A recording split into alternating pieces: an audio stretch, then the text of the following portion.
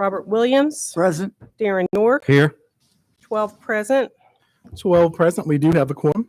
At this time, we will have the invocation led by Reverend Michael Hall, pastor, City of Faith Ministries, followed by the Pledge of Allegiance led by Vice Mayor Iverson. Please rise. Every head bow, every eye closed. Eternal God in heaven, we do take this opportunity to tell you thank you for this day. We thank you for your strength. We thank you for your mind. We thank you for our mayor. We thank you for our aldermen. We thank you for our police department and even for our fire department. We thank you for our public workers, God, and all of those that make up this government. We ask that you would bless us on tonight, God. Send the power of the Holy Spirit here, God. Let everything that we do, Lord, be about your decision and not our decision, God. Lead us by the power of your Holy Spirit, Lord. We need you. If there's ever been a time that we need you, Danville, Illinois needs you. We ask that you would move on the hearts and the minds of these people, Lord, that everything that they do, God, will bring you glory and honor and praise. We thank you for what you're doing and what you continue to do in the life of these people, and bless us as we go through this meeting tonight. And we pray, Lord, that we just continue to think of you in every decision we make. We'll be so careful to give you all the glory, the honor, and the praise. In Jesus' holy name we pray. Amen. Amen. I pledge allegiance to the The flag flag of the United States of America and to the republic for which it stands, one nation, under God, indivisible, with liberty and justice for all. Pastor Hall, would you like to share with us a little bit about what's going on with your church before you sit down? Our church is doing a lot of mentoring and working with young people and trying to bring changes in their life. And I've been working with a couple of ex-cons and trying to get them employment and help them to get their lives together. Matter of fact, I helped one of them to be able to get housing again for himself. And he's going to turn his life around. He's trying to make a difference for himself. And so I've been fighting for him and trying to help him to get his life together and allowing him to know that there's something better than what they've been getting. Thank you. Pastor Hall is being modest. What he hasn't told you is that he and his church have purchased a lot of dilapidated properties near the corner of Hazel and Jackson Street, and they have demolished those on their own accord because they're hoping to build their future church home there. So we're thankful for that. I also see another one of our pastors in there. How are you, sir? Pastor McCullough. He also has added an addition to do additional work at his church. Some of you all have asked about the dilapidated house next door, and just so you'll know, we have it slated for before Easter. So we haven't forgotten about you, Pastor. At this time, you have before you the minutes of the October 19th meeting. Is there a motion to approve those? So moved. It's been moved and seconded. Is there any discussion or debate? All in favor, please signify by saying aye. Aye. Any opposed, same sign.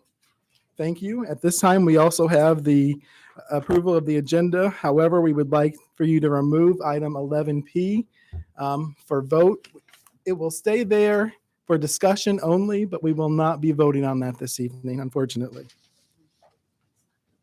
Is there a motion to approve the agenda as amended? So moved. Second. It's been moved and seconded. Any discussion or debate? All those in favor, please signify by saying aye. Aye. Any opposed? Same sign. Thank you. We do have an agenda for this evening. I do not this week have any board, committee, or personnel appointments. However, next meeting, I plan to have a slew of them for you. We do not have any. Do we have any reports of boards, agencies, or commissions this evening?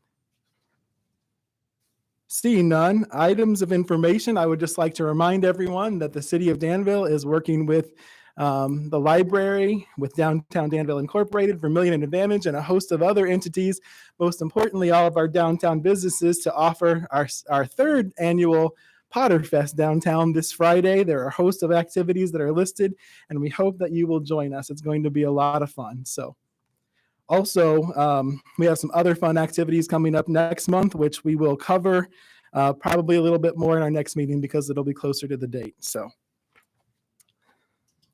at this time, we have our petitions, communications, and audience comments. We will start out with a public hearing for the use of ARPA funds. At this time, Madam Clerk, is there anyone who wishes to come forward and address the city regarding the use of ARPA funds? Yes, Mayor. Okay. When I call your name, please come to the podium and we'll give you 3 minutes to speak.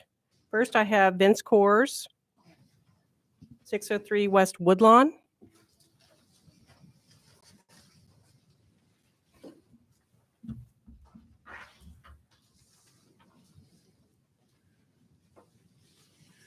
Good evening, folks. There's a program that has been developing across America, small towns, since really about 7 years.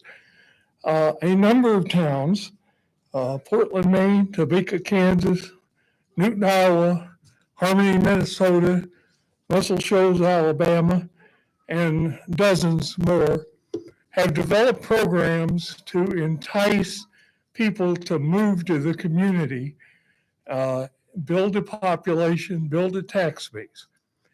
These programs were developed long before the COVID money came along.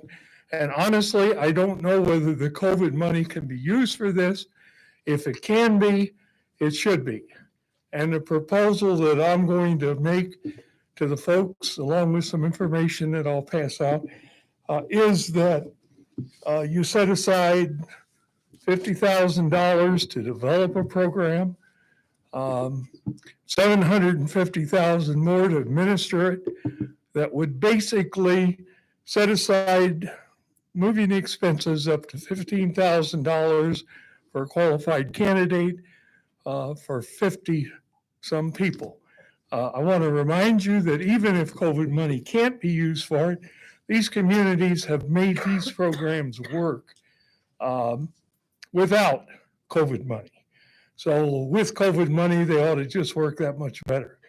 And I'd like you to consider the possibility of this as you look at ways to distribute the funds. There's a few extra copies here. It's probably important that this be done through economic development. I would envision it being something that economic development runs and the city funds. And I'll leave it to you folks to figure out how best to do that. Thank you very much. Thank you, Mr. Coors, and it's good to see you again, sir. You're one of our regulars, so it's nice to have you back with us. Glad you're here. Thank you. Next, I have Ed Butler.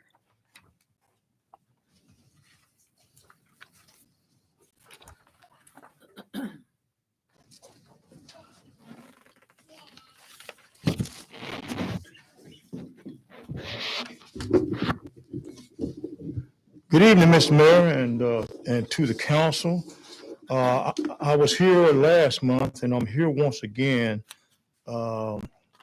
about the pandemic navigators, and I'm sure that everyone is aware of what we do and how we help the people here within Danville. And I'm hoping that that those pamphlets that y'all read them. And, I know sometimes we have a habit, we just kind of put them in file 13 and, and don't read the information, but I'm sure that you read it. And I am here once again to let you know that we are still seeking funds to continue our program for another year. The budget that you had there on last month was the one for 8 months. And for a year, rather, should I say.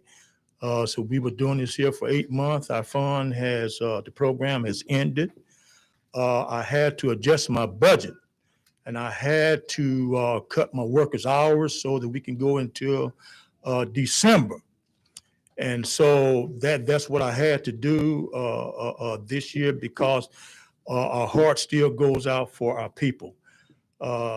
I talked to a reporter there today, and he said that that every time he do a report, Danville, Vermilion County is the highest COVID cities in in Illinois, and so we still have our feet on the ground. We're going to have another vaccine clinic on the 13th. We just had one last week, And we had 10 to 15 people to come to get boosted as well as vaccinated.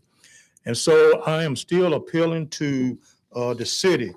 I looked at the summary of the ARPA allowable expenses, and where it says public health expenses, the general funds may be used for.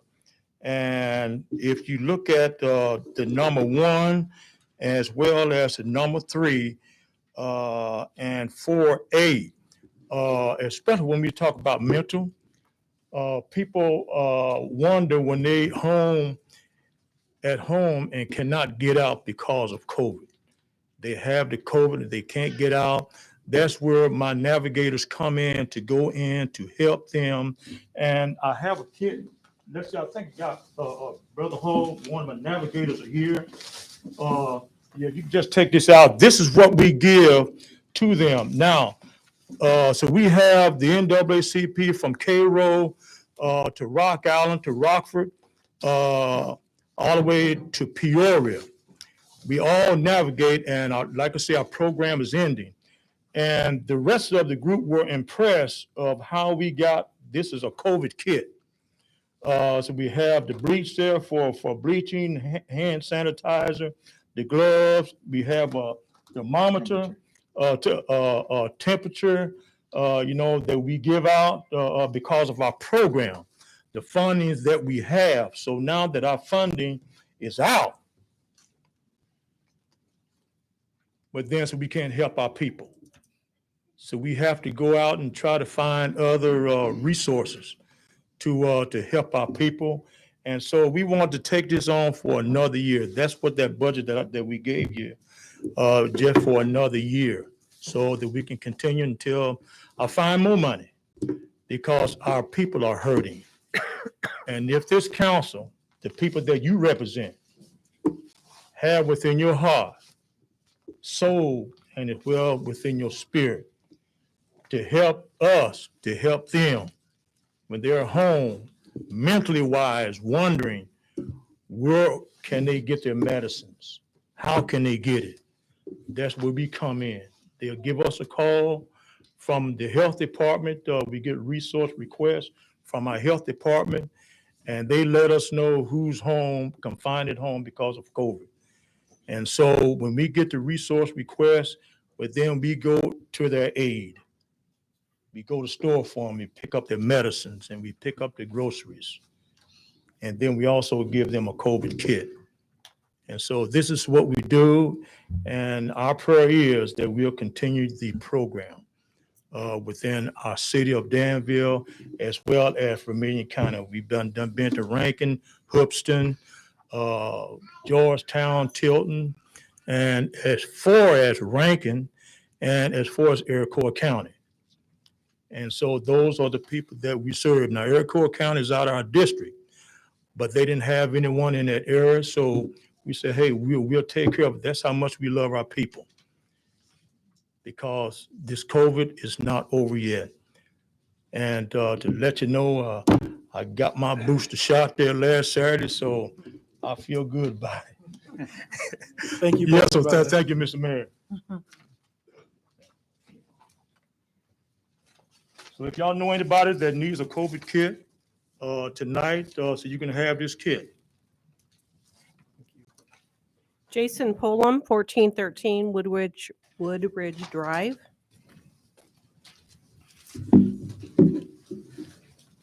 Good evening.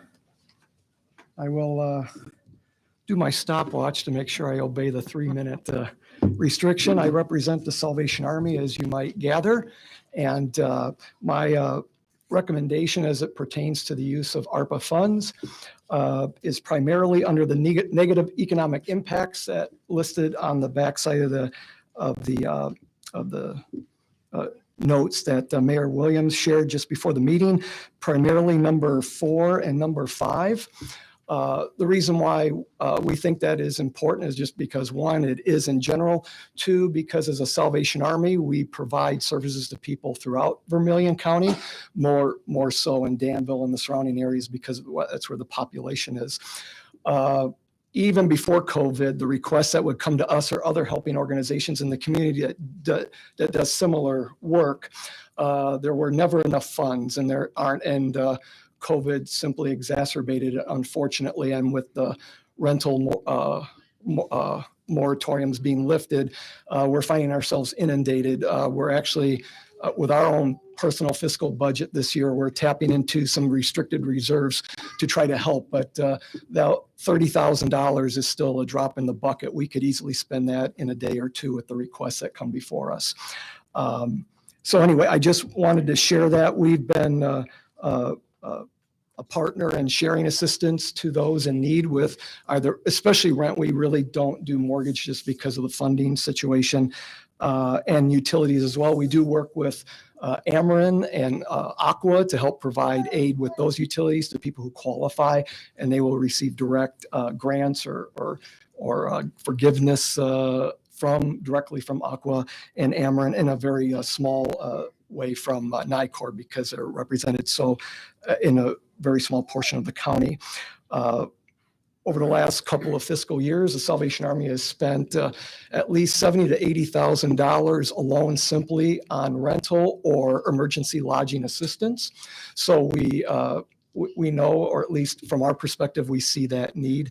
And I apologize for not sharing some information with you directly as the previous presenters. I know our office submitted a letter of request to Mayor Williams about a month ago for that, and outlining what we would use it for, primarily to address number 4 and 5, and also what isn't in there, I would call 5A or whatever, transportation, because people need help to get to work, to get the doctor's appointments, to get the things where they and we will get requests for that. So we feel it's so important. And so I know there's so many needs. I hope there's room for those needs when the final decisions are made. And I'm just under my 3 minutes, so thank you. Thank you, Mr. Pullum. Barry Johnson, 19 Highland Shore.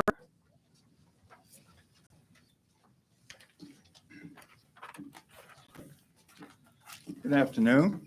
Good evening. Afternoon, Mayor, City Council. Again, my name is Barry Johnson, and I'm going to read what I have to say so I can keep track of what I'm saying, and also that I can have a record of what I've said in later reference. So I would like to take a few minutes to share some thoughts that are on my mind. I see that this committee will be further confirming the use of cameras to read license plates, and I'm very interested in seeing that come to fruition. However, I would have liked a small demonstration to understand exactly how it works and what to expect. Now, for the most part, I come to these meetings to get a personal update on the plans and strategies the leadership has for the city. I like staying apprised of what the Public Service Committee is working on, the endeavors of the Public Works Committee, the City Council initiatives, and of course, to show support for my city. Now, on this next item, I would ask that you forgive my political naivety, for I am not a politician. I am only trying to understand how the wheels turn in regards to the rights of the citizenry. One item in particular that has attracted my attention is the recent settlement that the school board has rewarded. Now, I think it's admirable for the city to identify an injustice and address it with a financial response. The news media, however, states that the funds... Mr. Johnson, I apologize if I may, the city does not have any authority over the school district. They are their own separate body. Okay, So it's unlike other places where, like Chicago, for example, where the mayor appoints the superintendent. We have no relationship with them whatsoever. but the only reason I bring it up is because the media said that the taxpayers would be paying that. Well, The city of Danville taxpayers would be paying that. And if that's an error, I apologize for that. yes, sir. It's actually all in the school district 118, which includes most of Tilton, as well as some rural areas outside of Danville. They have their own taxing authority. And if you look at your tax bills, a little bit more than half of your property tax goes to District 118 directly. Okay, so there will not be an additional tax No, sir. coming out for that. That's No, sir. that's the understanding I'm trying to get from this. Not from us. I don't know how the Not from district us? intends to pay for theirs, but Okay. not from the city of Danville. Okay, so, well, that takes care of that. I thank you for that. And the only way I'll understand that is to get up here and show what my position is and what my thoughts are. And so I appreciate that. I'll sleep better tonight. I appreciate you, Mr. Johnson. So just so you'll know, most of the school board meetings, I believe, are the first and third Wednesday. Mhm. At the old Jackson School. Oh no, actually they're in the new administrative building on William Street. They're Okay. across from the old Jackson School. Okay, so got some work to do. I thank you. Good news. I also appreciate you. You're a faithful attendee, so we thank you for always being interested in your city. I am always there. Yes, sir. Jennifer Hess, 23 Logan Terrace 2.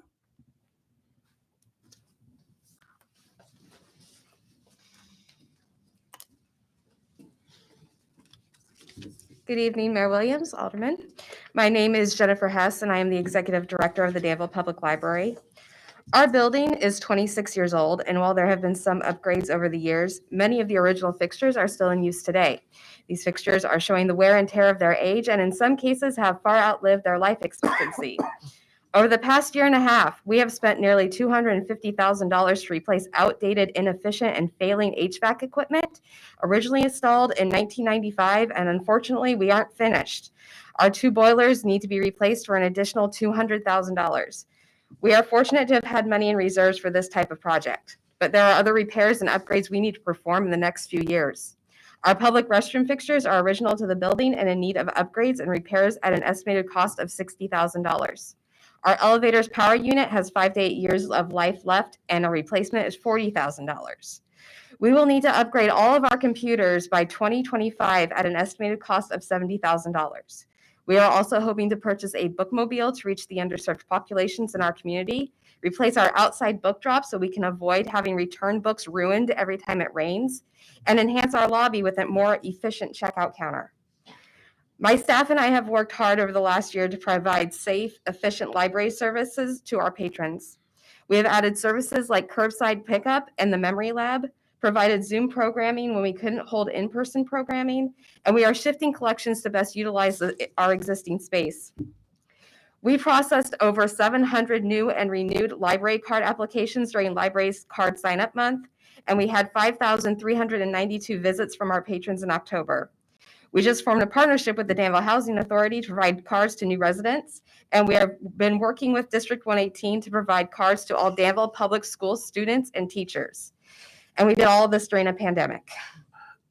On the behalf of the Library Board of Trustees and library staff, I would sincerely appreciate that the city consider the needs of the library and the services we provide to the community when making decisions regarding this funding if possible. I also want to throw in an additional plug for Potterfest this Friday night. We are Hogwarts, and we're so excited. Thank you. Thank you, Director Hess. Jerry Hawker, 207 Payne. Madam Clerk, could I let Dr. Beers go first in my place, because he has to get going. Could I do that, please? Thank you. Thank you, Councilman and Councilwoman and Mayor Williams. Jerry wanted me to talk a little bit about herd immunity that we are an expert at as veterinarians. I graduated in 1963 from the University of Illinois in veterinary medicine and practiced a couple of years in Bureau County where there were nothing but farm animals, cattle, hogs all over, and came to Danville in 1965 and have been here ever since. Retired in 2008. So he wanted me to talk a little, oh, by the way, I'm also a member of the county board and also president of the land bank. So I have some qualifications, but the main qualification I want to talk about is what I know about herd immunity. We are experts at it as far as veterinarians are concerned.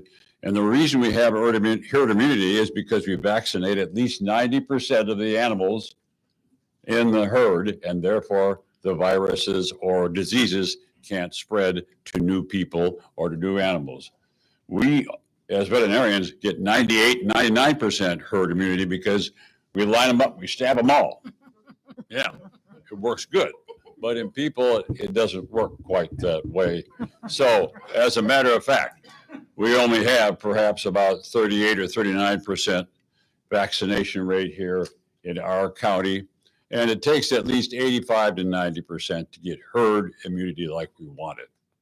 So what is the problem? Now I want to talk a little bit about what scares me a lot, is that this virus has been spreading now for a couple of years, and suddenly we had the new Delta variant that sprang up. Well, viruses probably have a lifespan of maybe a minute. So you can see how often they replicate.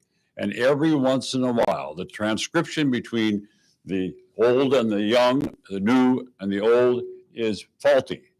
It makes a mistake. And sometimes you get bad things happening. And the one thing bad that happened is that the Delta virus, the Delta variant, came to our shores. Well, that caused a lot of problem because it is extremely, excuse me, extremely contagious, and it is dangerous as well. So what my concern is, the next variant that comes along, if we don't get properly vaccinated, will be worse and very well may kill us all. We need to get everybody vaccinated. Scares me. Thank you. Thank you, Dr. Barrett. A lot of people here now. Mr. Hawker, did you want to speak now? Mr. Hawker, are your comments on the ARPA funding, sir? Yes, yes. Okay, very good. Have you ever known me when I didn't want to speak? Wes used up Nice most to of see the old alderman, and nice to see and hopefully get to know the new alderman. It's been a while since I've been here. I'm Jerry Hawker, live at 207 Payne here in Danville. I'm the county board representative for District 2, District 7. Ward 2 I live in, but half of my district is in the city and half is out. So I think that what more better could we use COVID money, and that's what you got here is COVID money on a COVID preventative program, Mr. Butler's. I just think that, I personally vaccinated. I ask everybody else to be vaccinated. I would not ask you, nor would I ever vote for a mandatory vaccination. But I think what Mr. Butler is doing is education and opportunity. He's trying to educate the people and give them that opportunity to get vaccinated. I just don't know anything that we could do any better than that with our money. And I would very much hope you consider Mr. Butler's program. He's been successful in the last 7 or 8 months. As he told you, he's out of money, basically. He's got it cut way down. And we need to continue. I do hope everyone gets vaccinated in the entire community, like Dr. Barrett said. And I hope you would use some of that money to get us out of this COVID pandemic. Thank you. Thank you, Mr. Hawker. That's all I have for the public hearing. Is there anyone who wishes to speak about ARPA funding prior to closure of the hearing? Is there anyone? Yes, Ms. Cook, Jeannie Cook, Director of the Danville Visitors Bureau, Danville Area Visitors Bureau. Well, the good news is I'm one of the people that make you money. But unfortunately, COVID kind of hit our industry this year. In fact, let me grab a note here because I don't want to give you the wrong figures, Mr. Mayor and Alderman. So I just got a report from the state of Illinois yesterday. The state of Illinois commissions a study every year by the Oxford economic people that breaks down where tourism money comes from.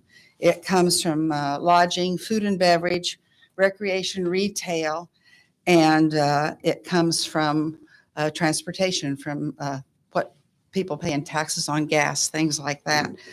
So what I compared it to is the same study we've had for 5 years.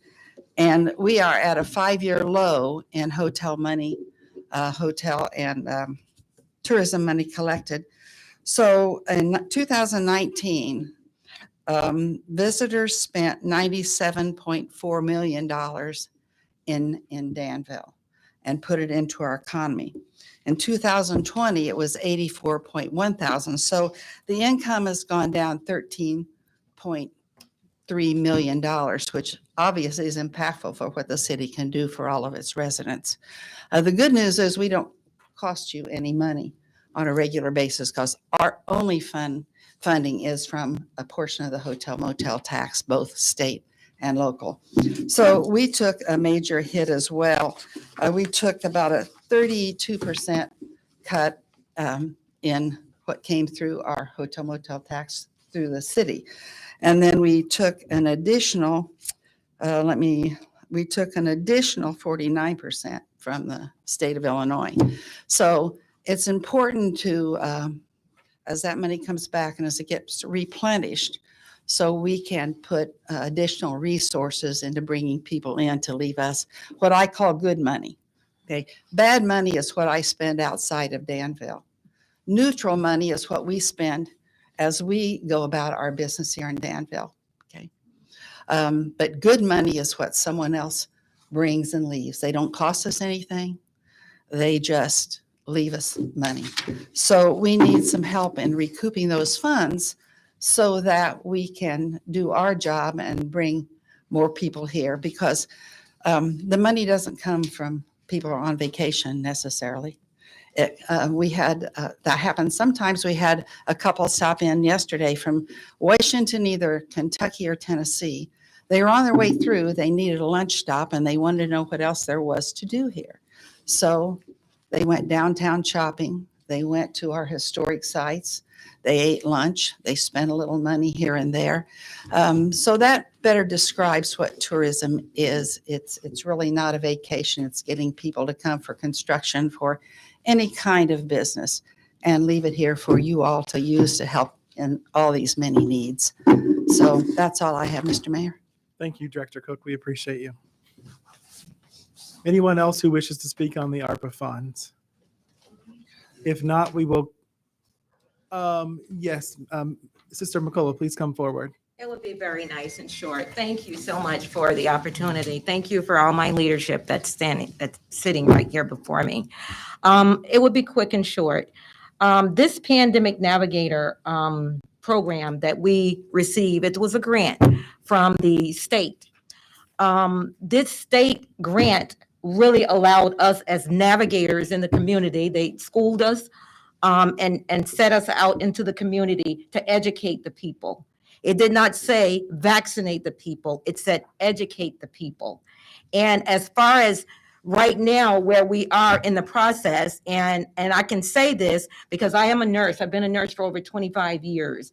And I know viruses do not go away without some type of preventative measures. What I've seen out there because we've been out walking, beating the streets, what I've seen is that there are people that are out there that are sick. They leave the hospital with when they leave, they don't leave with cough medicine. They don't leave with, some of these people can't afford it, number one.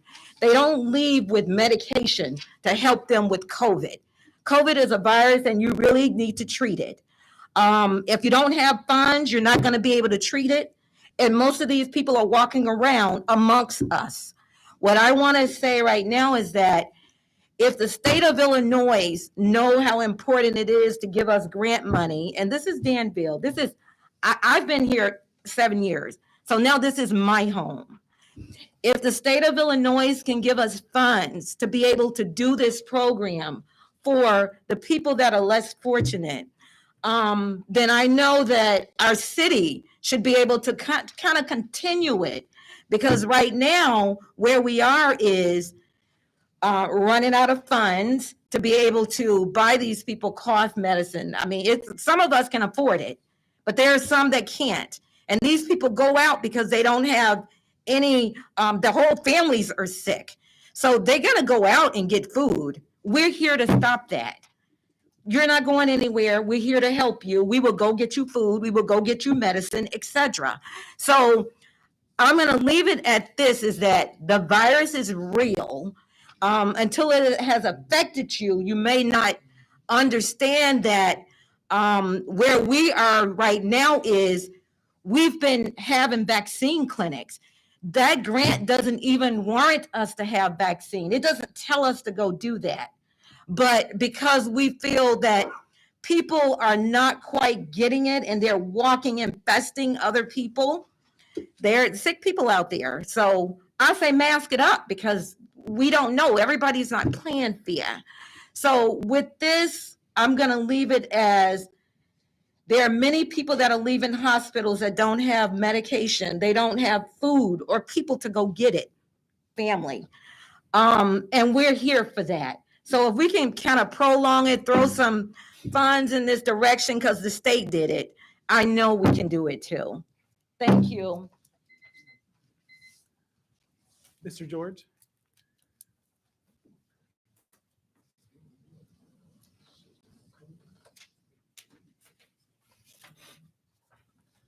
Thank you, Mayor. Thank you, City Council. In regards to the money, one of the areas I would love to see the city consider is the reality is that COVID has changed many things about our society, one of which is the way in which people live and work. So we've seen across the country, many people be decoupled from their workplace. They can live wherever they want. Maybe they move from New York City or Chicago, and one of the things they're looking for is a place with affordable living and also places with quality of life improvements.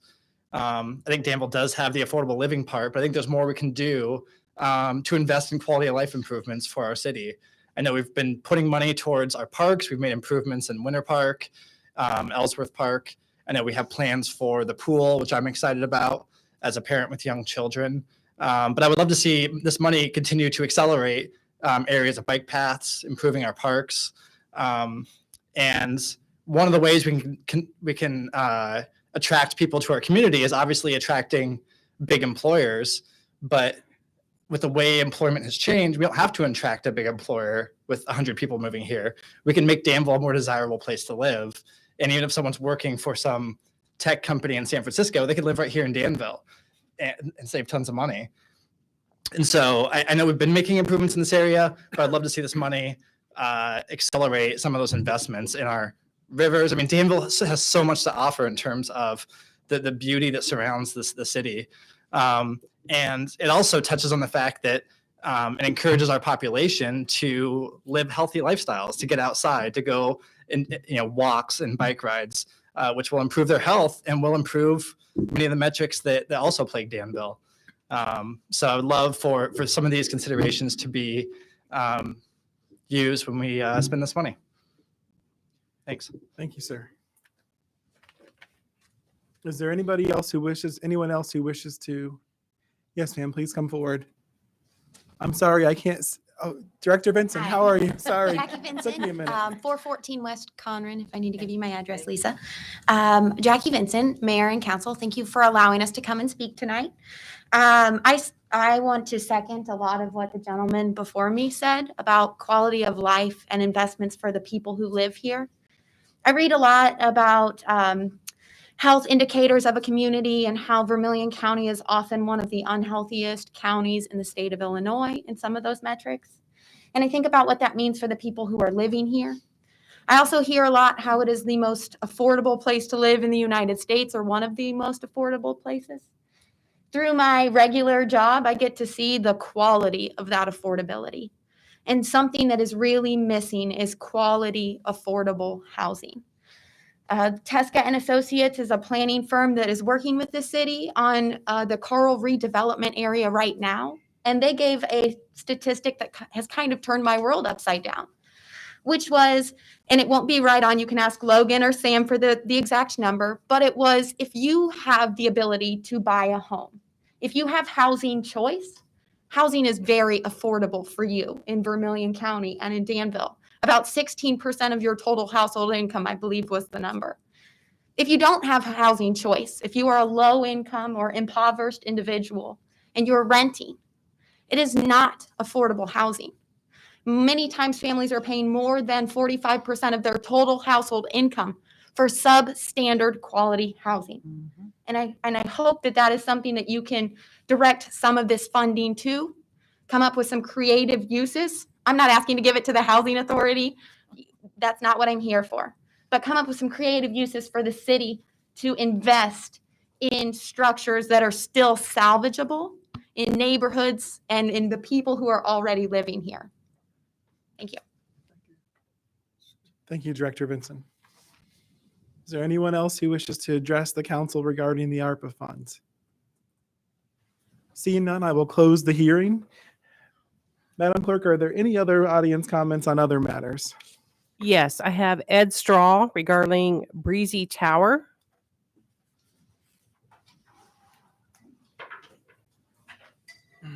Mr. Shaw?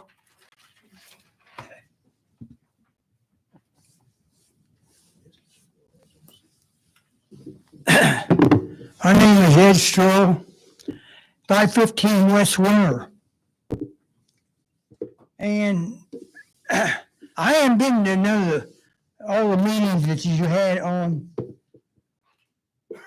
about Breezy Tower. Now, my understanding is that you're going to spend $2.5 million to tear it down. Now, if I'm wrong, correct me on that. If you're going to spend $2.5 million to tear the building down, what about $2.5 million to fix it up?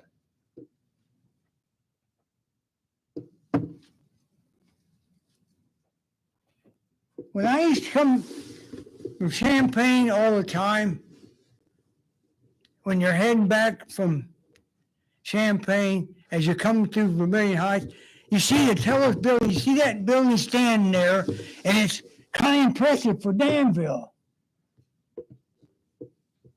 And I think that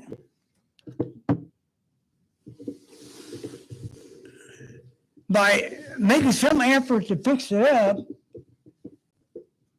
there would be a buyer down the road. I really believe that.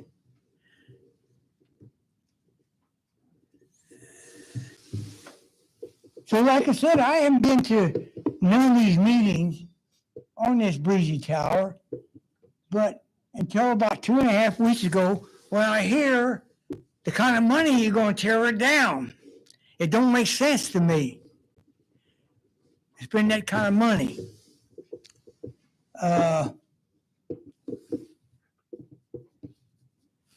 always come down here when I make these complaints that it's always taxpayers' money. And another prime example, I think, is this project is going by my house. It's been going on since spring.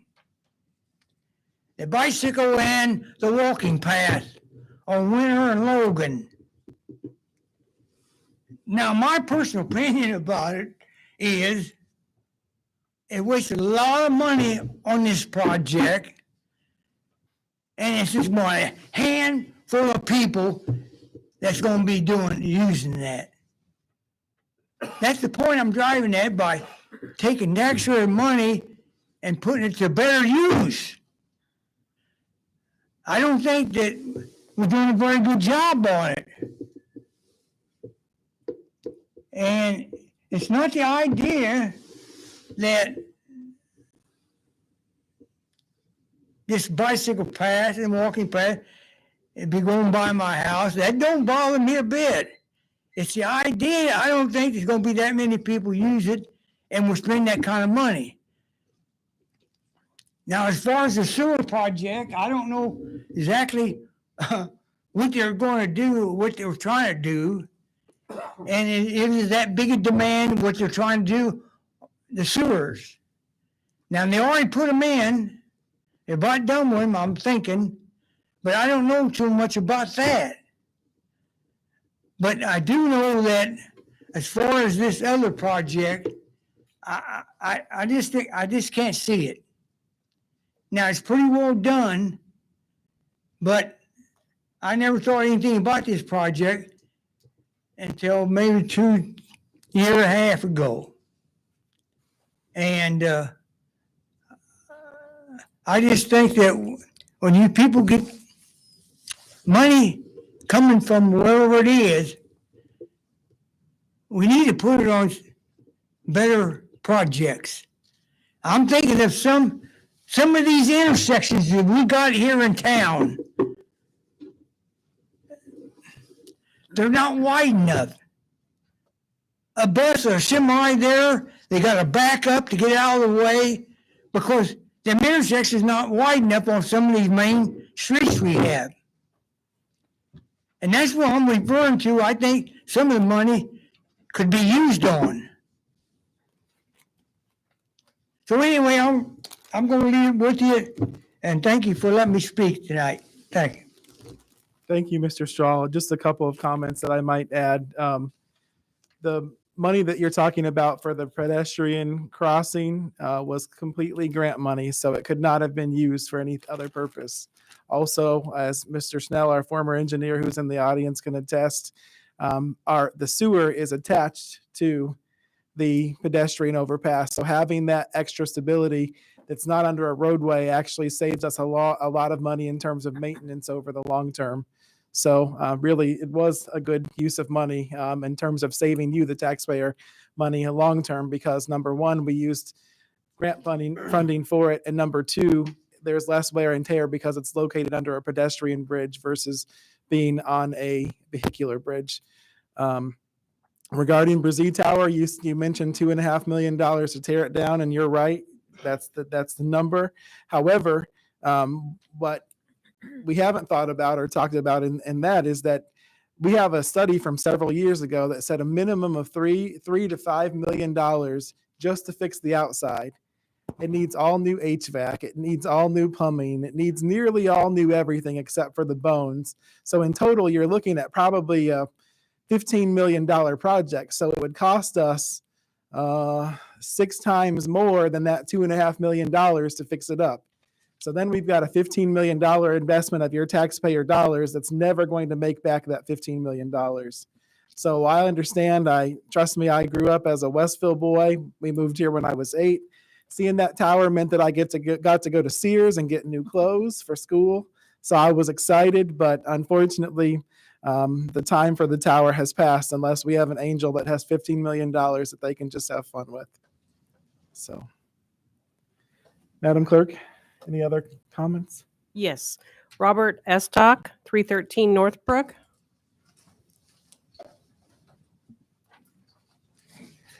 Hello, I just, it's something that's real quick and easy and simple. I ride my bike to town once in a while and come to the intersection of Jackson and English behind the YMCA.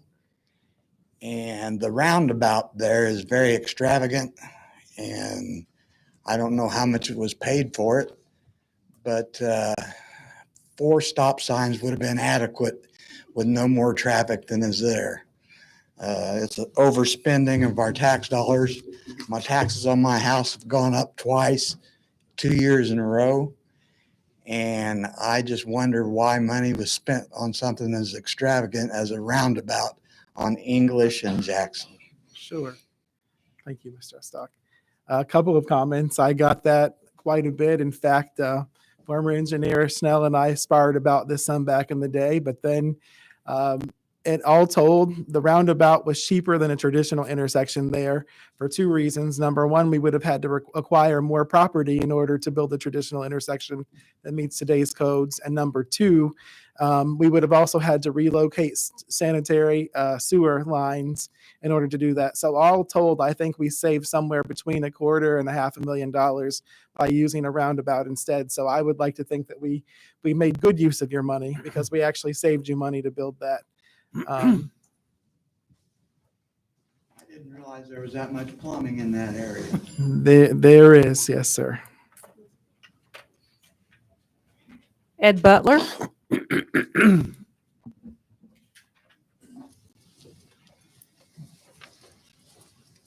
Here I am again. I don't need no introduction. I guess I done introduce myself for the first time, but this time, Mr. Mayor and Council, this is on a real good positive note. I had a chance to see on TV a lot of times that where our city official says things about building a relationship there with the community. And within my position as NAACP president of Danville, I mean, that is my job, that is my mission, to build a relationship between the city as well as the community, and as well as the community with the community. And I've had a chance to talk to some of the city public workers there, here these past few days, and And we've done build a very good relationship, and that's what I'm trying to do to help out our inspectors. When they go to certain homes and, the customers give them attitude. I have one in my neighborhood, and I'm working with him to let him know that we do have some good inspectors, that we have good workers here within Danville. And, one young man in particular, Carl, Adam, and, he's very enthused about working for you. And he reminds me of you there when you was a young fella. I'm glad that our prayers work. and I thank and I thank God for that opportunity. And I kind of think if we do that a little bit more to try to build a relationship, especially our aldermen, I challenge you to go out into your community and get to know your people. The people have a lot to say, and they have a lot on their minds and a lot on their heart that they would like to meet you. And that's why I'm trying my best to come to the meetings there so I can get to know the new faces. I used to know everybody on this board, but I don't now. But that is my mission. But back to Carl, and Carl, I appreciate you. And your men's a bunch of young fellows too.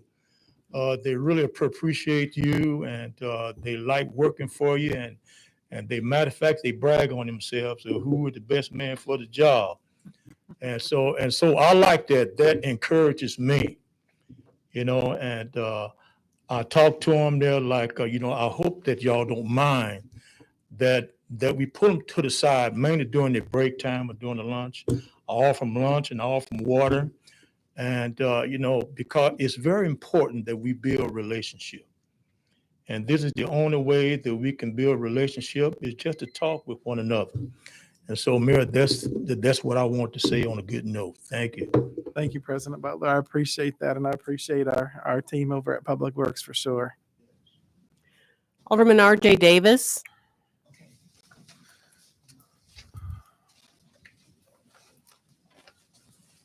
Take me a minute, but I'll get here. Right. Pardon me, sir. Right. Hi. Good to see you. Your Honor, and to the council, thanks so much for allowing me, to have a few words. I come with today's commercial news, and that's what I want to speak about, the headlines in today's commercial news. One is bad news. It says 19-year-old dies from stab wounds. That's today's paper, Tuesday, November 2nd. And I don't want to really talk about that, but that's the bad news. Terrible way for some young lady, around 3:11, the paper says, on October 31st, to die.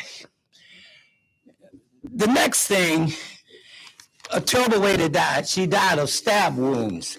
And there was crowds there, so I don't really know everything, but the commercial news said that it was a fight, young lady, another young lady, and one was stabbed to death. This is headlines, today's paper. And that's bad news. You all know oftentimes when I sat where you 15 sit, I always talked about the crime, and particularly in the Black community, my people fighting and killing each other. But I don't want to talk about that today, but I've already mentioned it. I want to talk about the second thing that's in the commercial news. And it talks about light for the community. Things that's going on positive, Your Honor, and to ready you fellow council members. I encourage you, if you have not read today's commercial news, please get a copy. Your Honor, if you want to get 15 copies where your alderman can have this article, not about the young lady being stabbed to death, just 19 years old, but the light for the community. And not because I'm one of the three kings, but this here is so exciting what the Three Kings was about to do. So even if you do not, and I'm just saying it to you, Your Honor, get a copy to each one of your aldermen, I'll be glad to go to the Commercial News and get 15 copies. That wonderful picture that you all put of us up there, every alderman ought to have a copy of this story, of the things, and I'm not saying it because of the Three Kings. It could be an X by Z. I'm saying it because what a wonderful thing that's going down in Danville with what this group has done.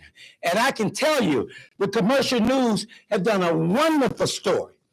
Jennifer has done a wonderful story on this.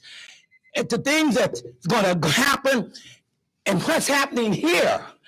What's happening here in the future. They already have the building. I would encourage every one of you aldermen to go check that building out, to read this article, what they're planning on doing. And this is the kind of thing that will offset this kind of junk here, especially with my beautiful black kids always fighting and killing each other. And so, and then they point out, if you all can do this, get a copy of this, and then get to talk with parts of the Three Kings. Go visit the building and see what's coming down in Danville. It's very positive. And I'd love to see Ward 1, 2, 3, 4, 5, 6, 7, kids from those wards, the various things this article says, how they're going to have some of everything. And Your Honor, I hope you get behind this. I hope you get behind this. And so thanks for letting me talk. I got here late, Sandra. Thanks for letting me come up here. But that's what I had to say. It probably shocked some people that I wasn't talking about some other stuff. But I'm excited about this. And so, Alderman, how many of you all, raise your hand, take the Commercial News? Raise your hand. 2. Jennifer, you see that? That's not a lot. Well, the rest of you all, Your Honor, if you don't get your clerk to do it, I would be glad to get a copy of this paper, and so you all can see it and read it and see what's going to happen in your city, and it will affect your wards. Thank God for this article. Thank God for it. And I'm not just talking about the Three Kings. I'm talking about the group that's doing it. It doesn't matter. I just like what they're doing. Let me take my seat. Thank you, Reverend Davis. Right. Thanks for letting me speak, Your Honor. Thanks for calling. Sandra, you too. That's all I have. Is there anyone else who wishes to address the council this evening? I'm here on the zoning petition for Security Ventures, but I wonder when that comes up. Hey, buddy, it's been a long Thank time. you. Good to see you. All right. Having satisfied petitions, communications, and audience comments, we do have 2 zoning petitions. The first is petition 8A, an ordinance amending the zoning ordinance for petitioner Montana Schmidt, special use permit number 248 for 1017 North Vermillion Street. Is there a motion to approve? So approved. Is there a second? Second. There is a motion and a second. I do believe that Mrs. Schmidt is here. If you have any questions for her, I would just know that there are other uses similar to this already in this area and in this block of town. I think to have a business where people live above it, I think would actually be good for the community as well. So I hope that you'll support the petition this evening. Are there any questions or comments, or do you all have any questions for Ms. Schmidt? Seeing none, roll call vote, please. Alderman Ludwig. Yes. Teague. Yes. Williams. Yes. York. Yes. Wands. Yes. Bouchard. Yes. Bertel. Yes. Iverson. Yes. Brown. Yes. O'Kane. Yes. Hoare. Yes. Streebing. Pickering. Yes. 12 yes. 12 yes, the motion carries. You also have before you this evening 8B, an ordinance amending the zoning ordinance and map to approve rezoning petition number 285 from agriculture to B2 highway business for petitioner Security Ventures, Inc. for the property located at West Newell and Bowman Avenue. Is there a motion to put that on the table? So moved. Is there a second? Second. It's been moved and seconded. Mr. Cronk, would you like to address the hearing, the commission's finding and any other relevant facts? Actually, maybe we want to hear from the petitioner first and then address any questions after that. Sure. Go ahead. Okay. Edwin Barney, attorney at Sakeley Garrison, Colombo and Barney, 208 West North Street. I'm here on behalf of Security Ventures. They had filed a request for the rezoning. There has been a change since it actually went to the zoning committee. They've reduced it down from the 50 to the 9 acres. So that has been reduced, which provided an updated map. We're asking it be rezoned for purposes of putting in a convenience store / retail similar to maybe a Dollar General or Family Dollar. That's what we're asking for it to be done. With respect to it, I'd looked through the zoning committee's notes from the meeting, I think, with respect to it.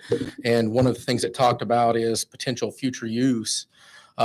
Just to make a point, back on December 5th, 2002, this issue had come up before, and that's why I pointed out Mike Fetterman had reported back then in the zoning committee that the issue was discussed with the full administration, not just the Department of Development Service. And I'm quoting the actual minutes. It said, since it's a future use on the land use map, the city would not oppose the petition, because there was a petition back then which didn't pass, but they did not oppose it.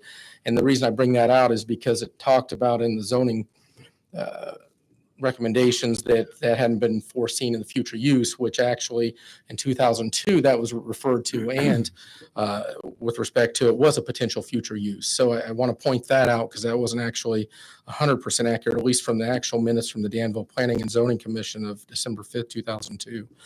So I think that was one thing I wanted to point out, and the reduction. We went from the 50 acres to reduce down that. And back then in 2002, there was an issue of whether or not it'd be annexed in, and we'd have no opposition to that with respect to that. Mr. Barney, is there a way to annex in currently, though? That my understanding is there is not. Well, I have to talk to a little more about it, but I believe there is a possibility, if I'm not mistaken on that. You don't have to zone in, and I think they could clarify with respect to that. But my understanding is, even from the 2002, that there was a possibility. That's what they wanted back then, was a guarantee that it was happening. It was capable of being done then, but there wasn't a guarantee given. And at this point, we're willing to give that guarantee. Yes, Logan. Do you want me to comment on that one? Yeah. So we checked into the possibility of annexation. Legal counsel did, as well as our team. We came to the conclusion that short of having a strip of land at least 300 feet wide, which West Newell corridor does not provide, that we would not be able to annex it at this time. That does not prohibit us from doing a pre-annexation agreement, which is still a possibility. But that would be, I believe that requires a separate hearing for something like that I don't know. In past, I think annexation agreements and pre-annexation agreements were both subject to public hearing, which was something that was brought to council. Maybe last time this piece of property came around as well. So we don't have anything put together on the terms of that or anything like that. It's not something that we've seen from the developer yet. So, Mr. Kronk. Yeah, and I will touch on one of the obstacles which Mr. Barney had addressed tonight. In the minutes that you referred to, the commission, one of the biggest obstacles they stated was that this was a rezone of an entire 50-acre parcel. And it being shrank down to that size may satisfy that. Also, maybe I'm not sure. I'd have to seek legal counsel. This may have to be submitted as a separate petition and go through that petition process again, since the scope of the petition have changed.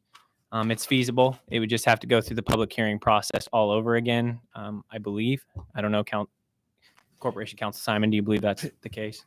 Yes. Okay. You can approach it one of two ways. Submit a new petition and start the process over again, or amend the petition, but I think it would still require going back for review, because it's a whole different set of facts and circumstances. And I just got on this recently after Security Ventures had filed it, but I believe there was an amended petition filed. Is that not correct? No, the original petition that was submitted came as a 50-acre parcel, and actually me and Sam met with the person dropping off the petition and asked, are you sure that this is the petition that you want to submit, since it's such a large parcel? The petitioner came back the next day with the full 50-acre parcel instead of reducing it down to just that corner, that little much smaller sized rezone petition.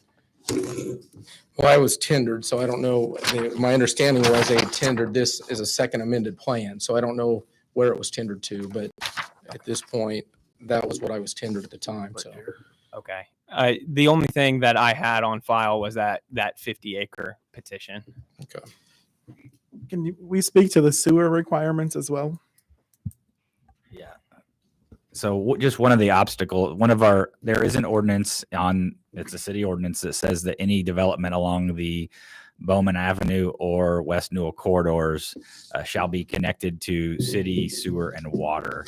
The site that is, part of the petition, it is approximately a little over 3,000 feet from public sewer currently.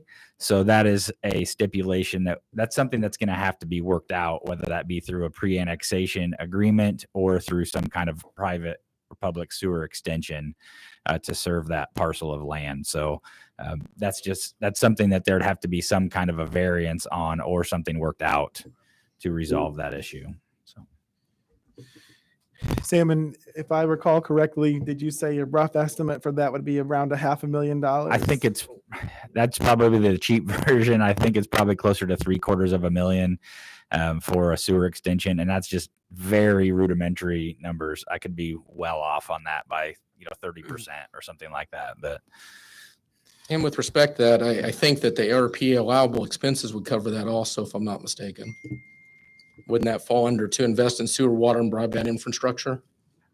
It would, but I don't think it would be a good investment of taxpayer dollars for the city of Danville to spend $750,000 or $1 million to extend to a property that's not in the city of which we collect no revenue. Which an annexation would solve that problem, correct? That's correct. And that's why I'm going to recommend to you, Petitioner Barney, that you withdraw your petition and we work out an annexation agreement prior to you bringing it before the zoning committee again. Because otherwise we have to commit a lot of resources for no guaranteed return on our money whatsoever. Chairman Poor. I think this is probably the third time I've heard a request to have this corner, that Paul wanted to develop. Supposedly back when Walmart and Menards and things were built, there was an agreement made with Bismarck and different things that we would not go north of East-West Newell Road. That's been discussed for 20 years. I think that was proven to be false, that there wasn't an agreement to do that. And Bob was probably on the council way back then. No, I don't think so. No. The agreement was that directly to the north of Walmart and Menards would not be developed commercially, or it didn't extend the whole corridor of East-West Newell Road. My biggest concern is the hill on that corner. After working Balloon Classic and Balloons Over a Million for years and seeing the traffic and that intersection not be able to see to the north, was there plans to take that down to a lower grade? Originally, in the original plans, I think that is correct. They were going to take it down to a visible level field. Because that was mine, and I think we did receive one letter with that concern mentioned. And that is the plan. I believe that they can concur with that. The discussion has been, regardless of what's done there, that's part of his desire to do that. Okay, then as far as the sewer, is there not sewer that goes to the National Guard Armory on Bowman? There is sewer that goes to the National Guard Armory. That is not public sewer through that portion of property. There is sewer that crosses the road near the entrance to the airport or slightly south of that. It is airport-owned sewer and National Guard Armory-owned sewer. So the city is not necessarily opposed to them working an arrangement. That's just going to be a developer-led effort to try to procure permission from the federal government to connect to their sewer line. But it would take an intergovernmental agreement to be able to tap into that, That would be my expectation, yes. which could be, It could be impossible or it could be easy. I don't know. because didn't we run that sewer, down an old railroad line or something, or? Yes, that's correct. I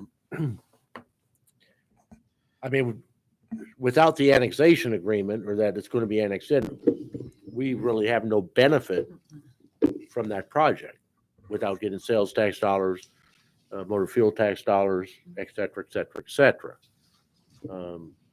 I think, as everybody's said, it needs to go back and have a pre-annexation agreement, some language put into where we are allowed to benefit by annexing this in, because basically, well, we're already responsible for the road, but we'd be responsible for sewer, water, and all the other amenities that go into that project. But I just wanted to make sure that grade was going to be taken down.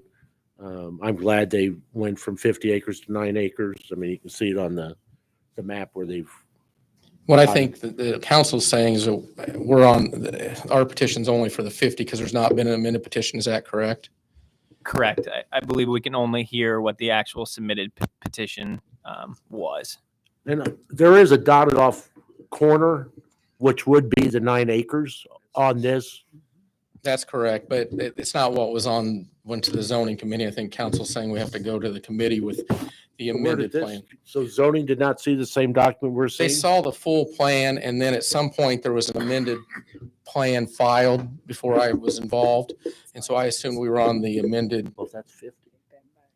So there's an amended plan, which I don't know that it's made to the packet. I don't think we've formally received an amended plan. That dotted map was included, but I believe the obstacle, and I would have to look into this. I don't know if we can zone in a layer that doesn't have a meets and bounds. We'd have to look into that.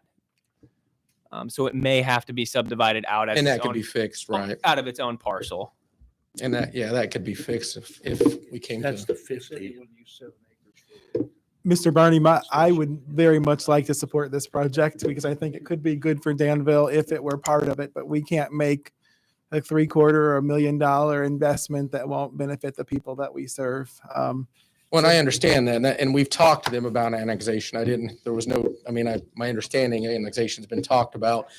I assume that the mayor could table this for us to file an amended petition versus your legal counsel could tell you, but. I do believe that it would have to be amended. It'd be, Motion can be withdrawn. yes. I don't think it can be tabled. It can be withdrawn though, right? A motion can be withdrawn, correct? Yes. Yes, but I don't think it can be tabled and then corrected and brought back. Yeah. I mean, the functional aspect of it is the same as either amending it and starting with a new hearing and then bringing it to council if appropriate versus tabling it. And nothing's gained by tabling it. And I wouldn't recommend a tabling of this because what you're doing is you're tabling the existing approval process or disapproval process. And the corporation council, if we would vote on this and it gets voted down, it'd be a year before it could be resubmitted. Whereas if you withdraw it and then resubmit with the corrections. That I'm not familiar with. I have not studied the zoning code in that. I respect. believe I have the answer to that. I believe as long as the petition changes scope in such a drastic manner, it can be reheard. But they could withdraw and do that without us voting, right? If they could withdraw now.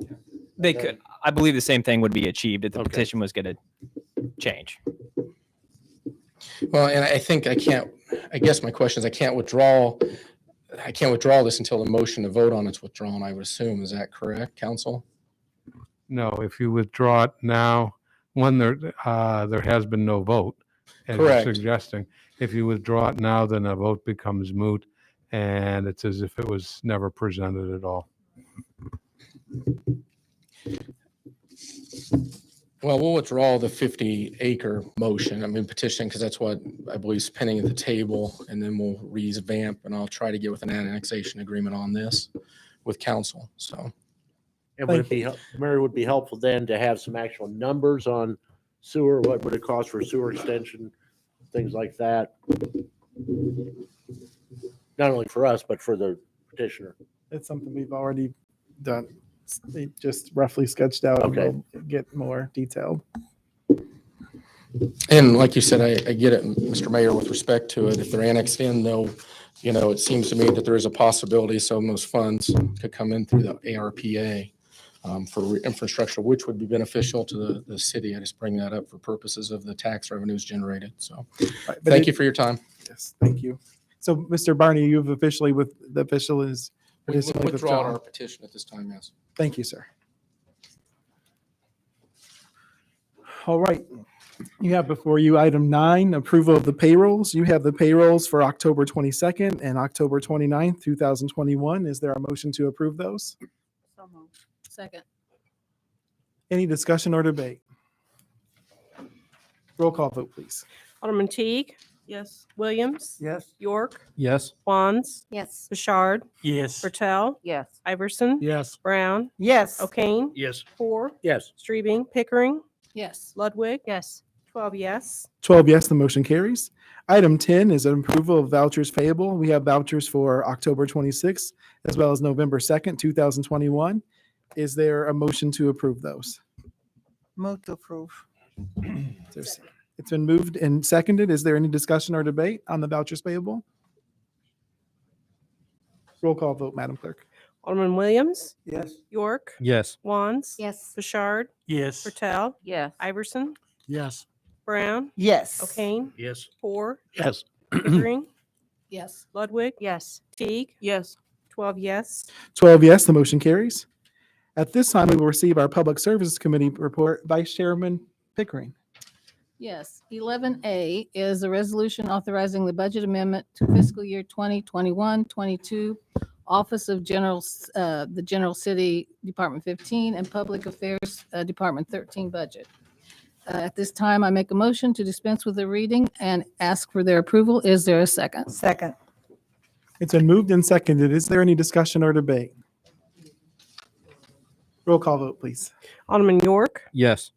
Wands, Yes. Bouchard, Yes. Bertel, Yes. Iverson, Yes. Brown, Yes. O'Kane, Yes. Poor, Yes. Streebing, Pickering, Yes. Ludwig, Yes. Teague, Yes. Williams, Yes. 12 yes.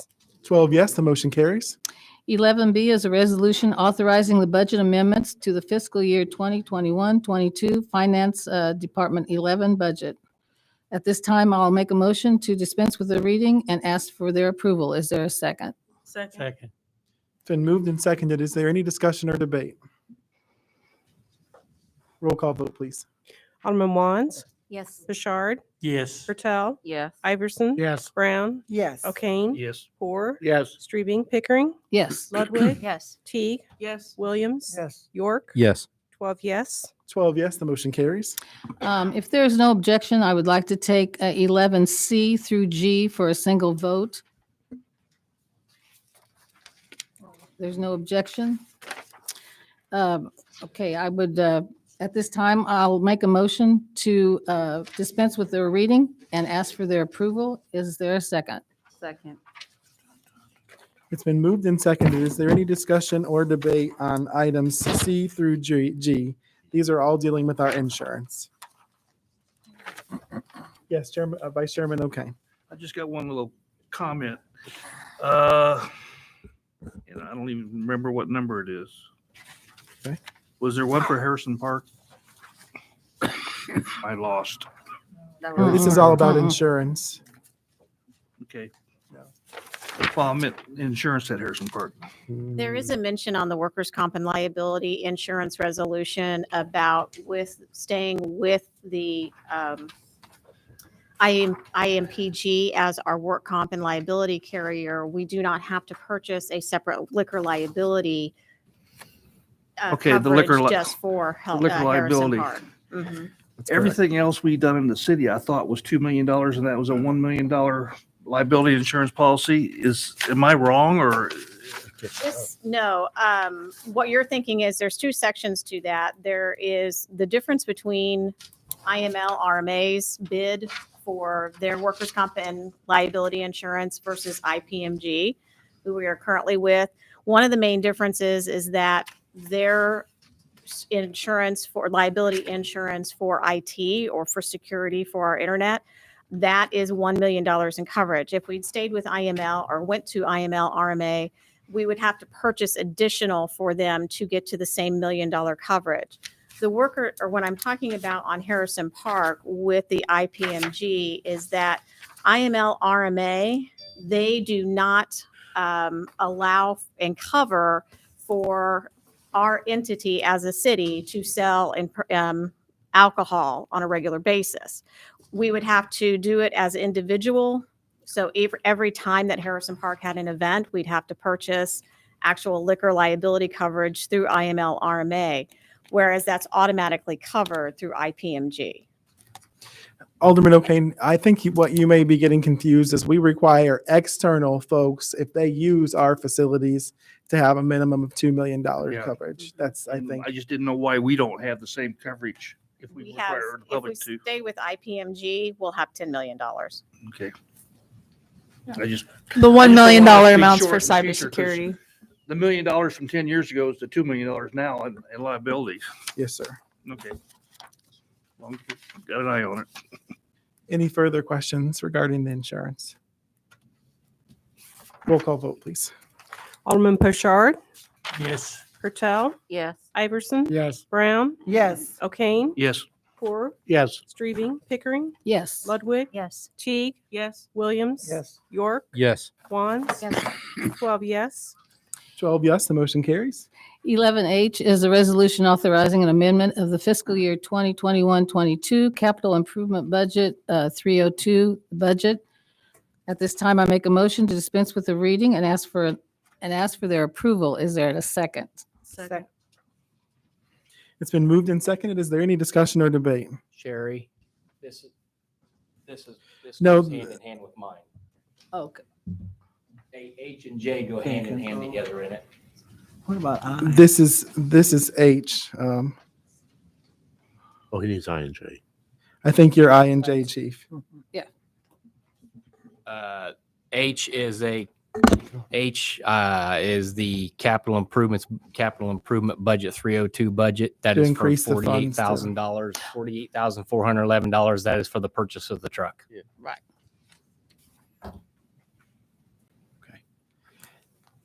Chief, is this I thought that it was J that needed amended. Is it? H and J go hand in hand.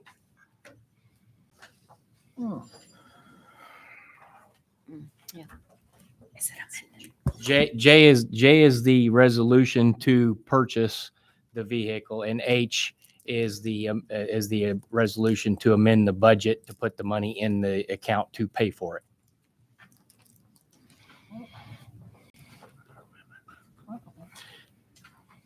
Chief, does this amount reflect the amended purchase price? No. Yes, both of them would change at the same time. There's been a motion and a second on 11H, correct? Madam Clerk? Yes. Yes. Okay, so we need to, Chief, can you explain what's happened here? The vehicle that was being addressed at the meeting last week, when I contacted them the following day, the vehicle was gone. In some due diligence and work, we were able to come up with another vehicle, but there was a difference in the price of the new vehicle. And in long discussions with Ashlyn about this, in reference to, she stated in reference to the same as what Chief Yates has been doing on his vehicles, because of the way everything is going right now with vehicles, things change daily. So instead of tying to the new price of a new vehicle, tie it to basically change the amendment to a purchase a vehicle not to exceed X dollars, as opposed to being tied to another dollar figure. So I do not run into this again next week. I have been assured by the individual that found me this vehicle that he's holding it until noon tomorrow with a yes or no from me to purchase it. But nonetheless, it needs to change price wise. Chief, how much more is this other truck? The existing truck would be that dollar figure. The dollar figure for the truck itself would go from 37,115 to 40,065. Chief, I need a total amount for the entire purchase, please. Well, I had it, but I lost it. Let me find it.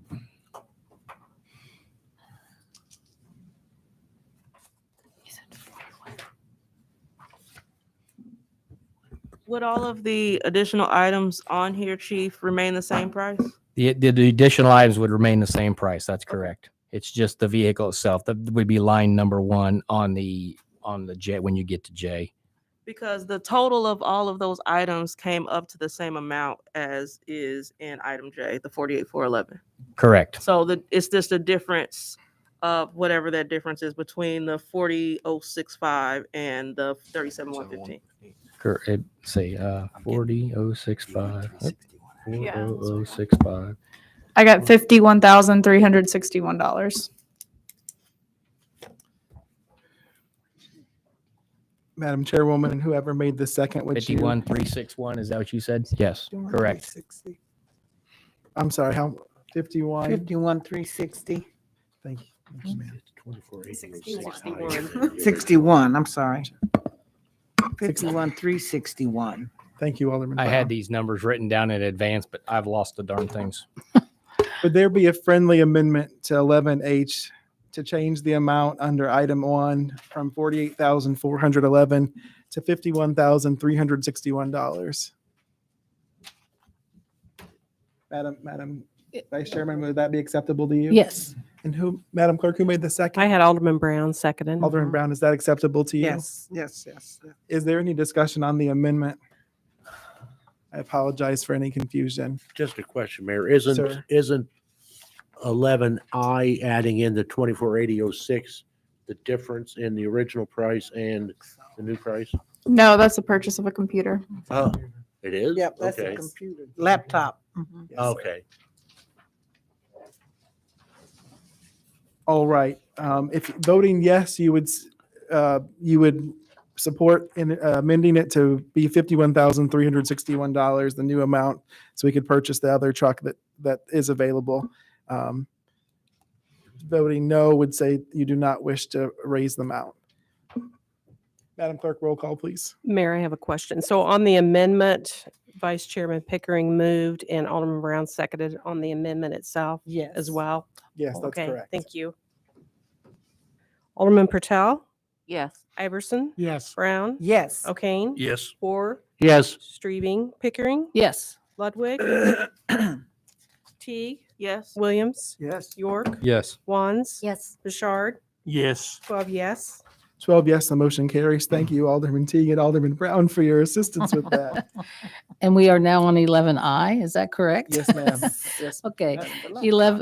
11I is a resolution authorizing amendment of fiscal year 2021-2022 Fire Department budget, Department 22 budget. At this time, I make a motion to dispense of the reading and ask for their approval. Is there a second? Second. It's been moved and seconded. Is there any discussion or debate? Roll call vote, please. Vice Mayor Iverson? Yes. Alderman Brown? Yes. O'Kane? Yes. Orr? Yes. Streebing? Pickering? Yes. Ludwig? Yes. Teague? Yes. Williams? Yes. York? Yes. Wands? Yes. Richard? Yes. Pertel? Yes. 12 yes. 12 yes, the motion carries. 11J, a resolution approving the purchase of a training division vehicle. At this time, I make a motion to dispense with the reading. did that We did that one, put that. Oh, I'm sorry. Weren't they together? No. No, We only no. No, we weren't. We only voted on Only each. voted on one. Okay. Okay, my bad. Sorry. Okay, start all over here again. 11J is a resolution approving the purchase of a training division vehicle. At this time, I make a motion to dispense with the reading and ask for their approval. Is there a second? Second. It's been moved and seconded. Chief McMasters, how much is the new truck by its? It would be line number one only, the very top line, which changes to 40,065.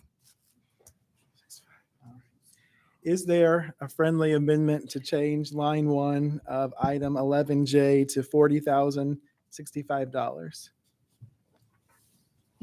Yes. Do I So need to, moved. so Second. moved, yes. And moved by Vice Chairman Pickering, seconded by Alderman Brown. Any discussion or debate on the amendment? Roll call vote, please. Alderman Brown, Yes. O'Kane, Yes. Poor, Yes. Streebing, Pickering, Yes. Ludwig, Yes. Teague, Yes. Williams, Yes. York, Yes. Wands, Yes. Bouchard, Yes. Hertel, Yes. Iverson, Yes. 12 yes. 12 yes, the motion carries. 11K is a resolution approving the exchange of a cargo trailer with Vermillion County EMA.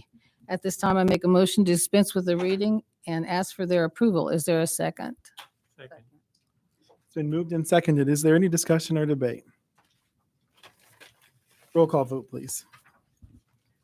Alderman O'Kane, Yes. Poor, Yes. Streebing, Pickering, Yes. Ludwig, Yes. Teague, Yes. Williams, Yes. York, Yes. Wands, Yes. Bouchard, Yes. Hertel, Yes. Iverson, Yes. Brown, Yes. 12 yes. 12 yes, the motion carries. 11L is an ordinance amending Danville City Code, Chapter 150, zoning code. At this time, I make a motion to dispense with the reading and ask for their approval. Is there a second? Second. It's been moved and seconded. For those of you who weren't with us at committee, essentially, as you know, we've had a number of people come to us with concerns about not being able to park their trailer, their RVs, their campers, or their boats on their driveway. This would update the amendment to allow them to do so if they meet certain criteria. Number one, they have to be operable. Number two, they have to be in good condition in terms of appearance. Number three, they have to be licensed. And number four, they have to be not in public right of way or blocking the view in any public right of way. We've heard a lot of discussion back and forth on this over the years, some in favor, some against. And so we promised the citizens we would take a look at this, and we have, and we came up with something that we felt like was a reasonable compromise. But I also know that there are folks who have concerns. So what comments or questions at this time? Alderman Wands. Yes, I have some concerns. Alderman, will you lower your microphone Oh. for me, please? Thank you. Is that okay? Yes, ma'am. Yes, I have some concerns about changing parts of this code, especially the section 150.30E. I have three concerns. Number one is the enforcement of campers and motorhomes and so forth. For the parking, our inspectors are not, to my understanding, allowed to go onto property. It's private property. They are not allowed to go on. So an inspector cannot see a lot of these things that we're discussing from the road. Number one, the license plate. Most of these motorhomes that are large are backed in because there's no way to drive them in. You got to get your truck out. So they're backed in. So there is no visual access to those license plates. So they would have no way of knowing if these were legally licensed or if they were not legally licensed. Okay, that was number one. How can you inspect something that you have no visual contact of?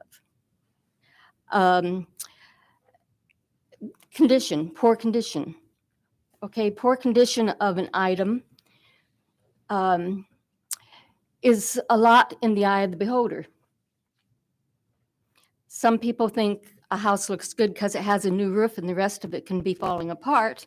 Other people think a house that's painted with a bad roof looks good, and some people think the whole thing looks bad or the whole thing looks good. Okay, so it's perspective. I feel like perhaps a person who has parked their vehicle and have not attended to its needs might think that it's okay. You know, I don't see anything wrong with it, where an inspector, if he could see it, might think it was not acceptable. It's to me, it's too open to interpretation. I think this needs to be this part of it needs to be addressed, and more specifications of some kind put on it. I think we're opening up kind of a bag of worms. It says that the equipment has to be operational. Again, how can this be determined? By the inspector. It's not accessible. There's just too much left for that can't be looked at to really have a handle on what we are proposing to do. This bothers me. I don't want to become I have nothing against campers and motorhomes.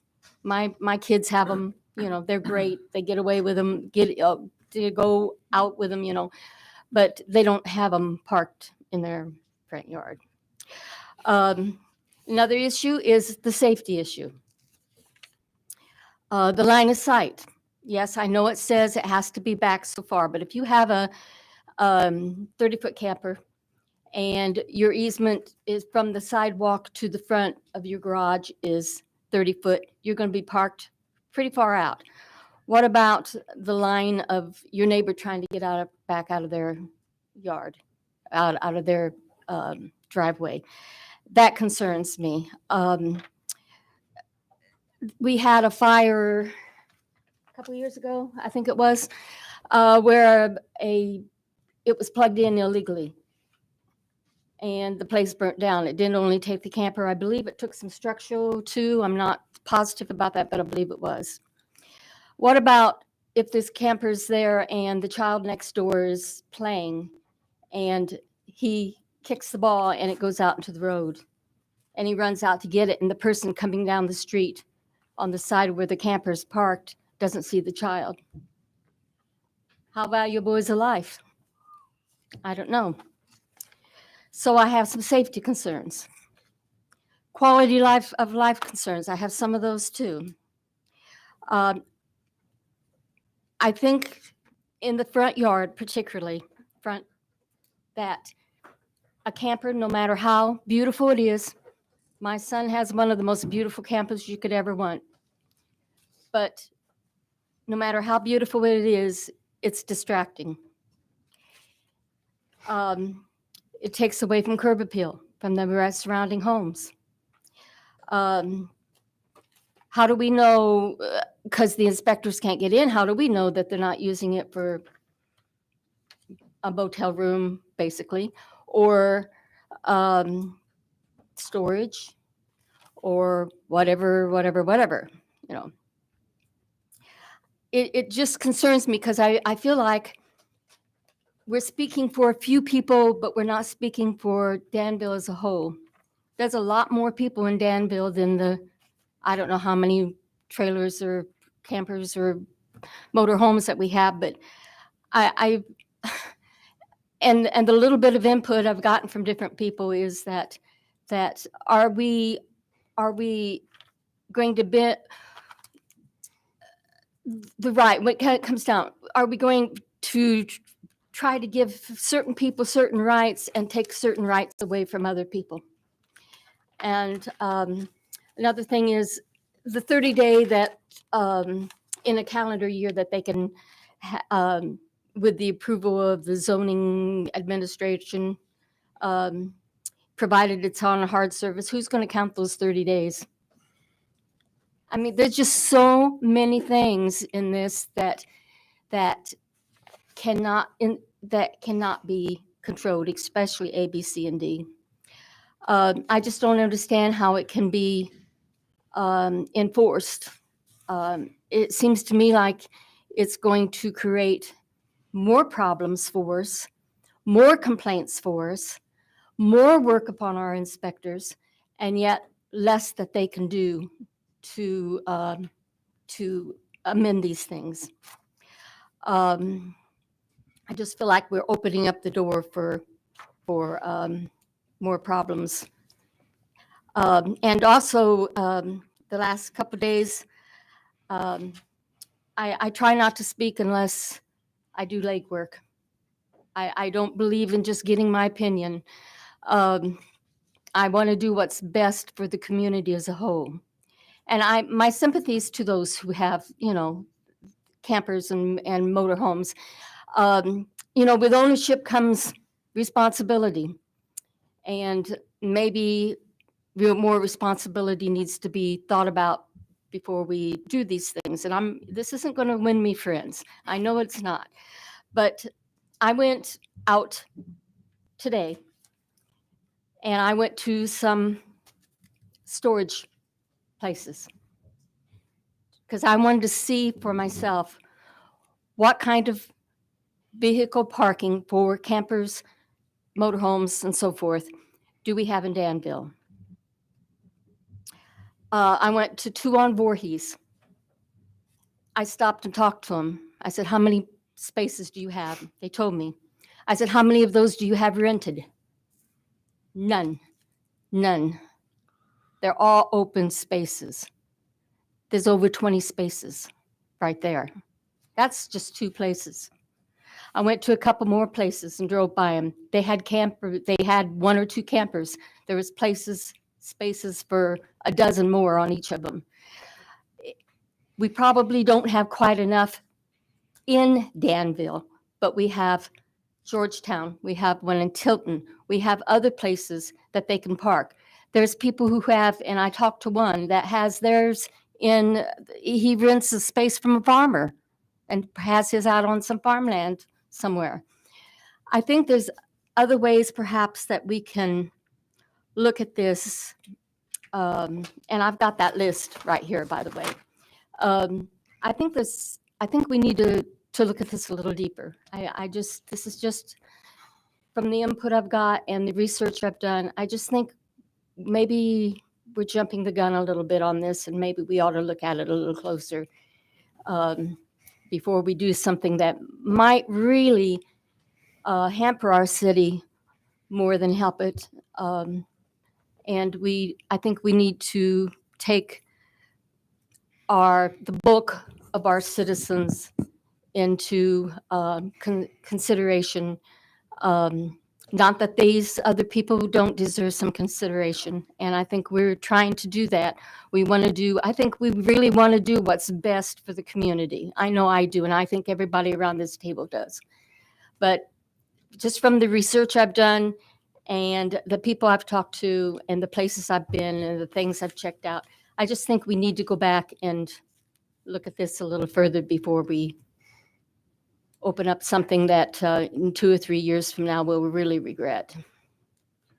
Alderman Mons, one of the things that you mentioned to me that you didn't mention now that you'd heard and your concern was too, but you'd also heard it was about the quality of life in terms of having to look at it.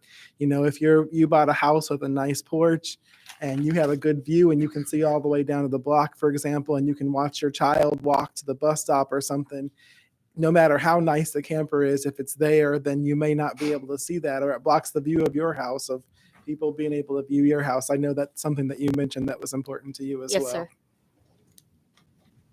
Yes, Vice Chairman. I concur with Alderwoman Watts. But what I do want to say is I really do like the add-ons that we've done, the details that it gives us. But what I don't like is that they can park in the driveways.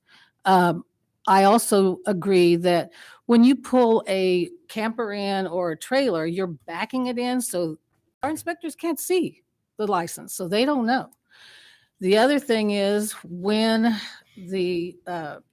what Alderman Wan said about when they're parked in their driveway and the neighbors can't see around it. Okay, we have ways that they can call in and call an inspector in. But how long is it going to take that inspector to come out there and look at it, and then for those people to abate what they've been violating? It could take a week, a month, who knows? So that to me is a very dangerous circumstance. Also, there is one it says here, off-road vehicles and utility trailers may not be parked or stored on a driveway beyond the period of time needed to clean such off-road vehicle or unload such utility trailer. I think if we pass this, I think we need to put a time on that. I think that's not clear enough. But what I would like to see us do, and I would like some comments, I would like to see us amend this, take off where they could park in a driveway and anything in this that refers to the driveway, which I think is 3A, 8, 8. And I think that's it. But I would like for that to be a discussion before I would amend it. Alderman Teague, do you wish to offer a comment before consideration of an amendment? I just like to comment in general. Yes, ma'am. So I think one of the concerns that I have that I've heard about very recently that I think could become even more problematic for us is the possibility of people living in their campers or RVs. I know for a fact that there's been one reported in Ward 2 because it happens to be the ward that my sister lives in, and she's told me she's reported one on her street that she knows that the people are living in it. And I imagine that one of the reasons why the inspectors can't necessarily catch those people living in is because you can't see that until night. So I think it opens up the window for the possibility of scofflaws and unfortunately not being able to enforce the laws against those scofflaws. So I concur with both what Alderman Wands and what Alderman Pickering has said in terms of this being problematic. And I think that that's an additional problem that we could possibly have if we already have this problem now where we haven't amended this and we're not allowing campers. So if we have people who are living in campers now where they're not allowed except for, on a specific parking place next to a house, then we'll probably have more problems with this if we do this. And just Thank you, to, Alderman Teague. Alderman Brown. excuse me, Mayor, what Alderman Teague was saying, I experienced this. We had our camper in the back in the winter where it was supposed to be. And the way I found out when I was working at county, probation officer called and said, someone's using your address. I said, what? and because we weren't out there in the back enough in the winter, someone had broken the lock and was going in there at nights and was living there, and they gave their address as like 412 and a half Anderson Street. And the way I found out, because probation said, who do you have? I said, I didn't what? know you had tenants. I did not know. I did not. And like Alderman Teague was saying, you're going to probably have more of it, and especially if they're in driveways and things. And then, as Alderman Wan said, the safety is another thing. I think is people can't see as you're backing out of your driveway. Have that problem now if you have a lot of cars on the street trying to back out. So yes, I think this needs to be looked at very seriously. And like you said, you can't have our code inspectors going on the property having problems. And right now, our inspectors do great work. I've been working with them over the summer for some things and with our corporal counsel over there, and I appreciate his help with all this.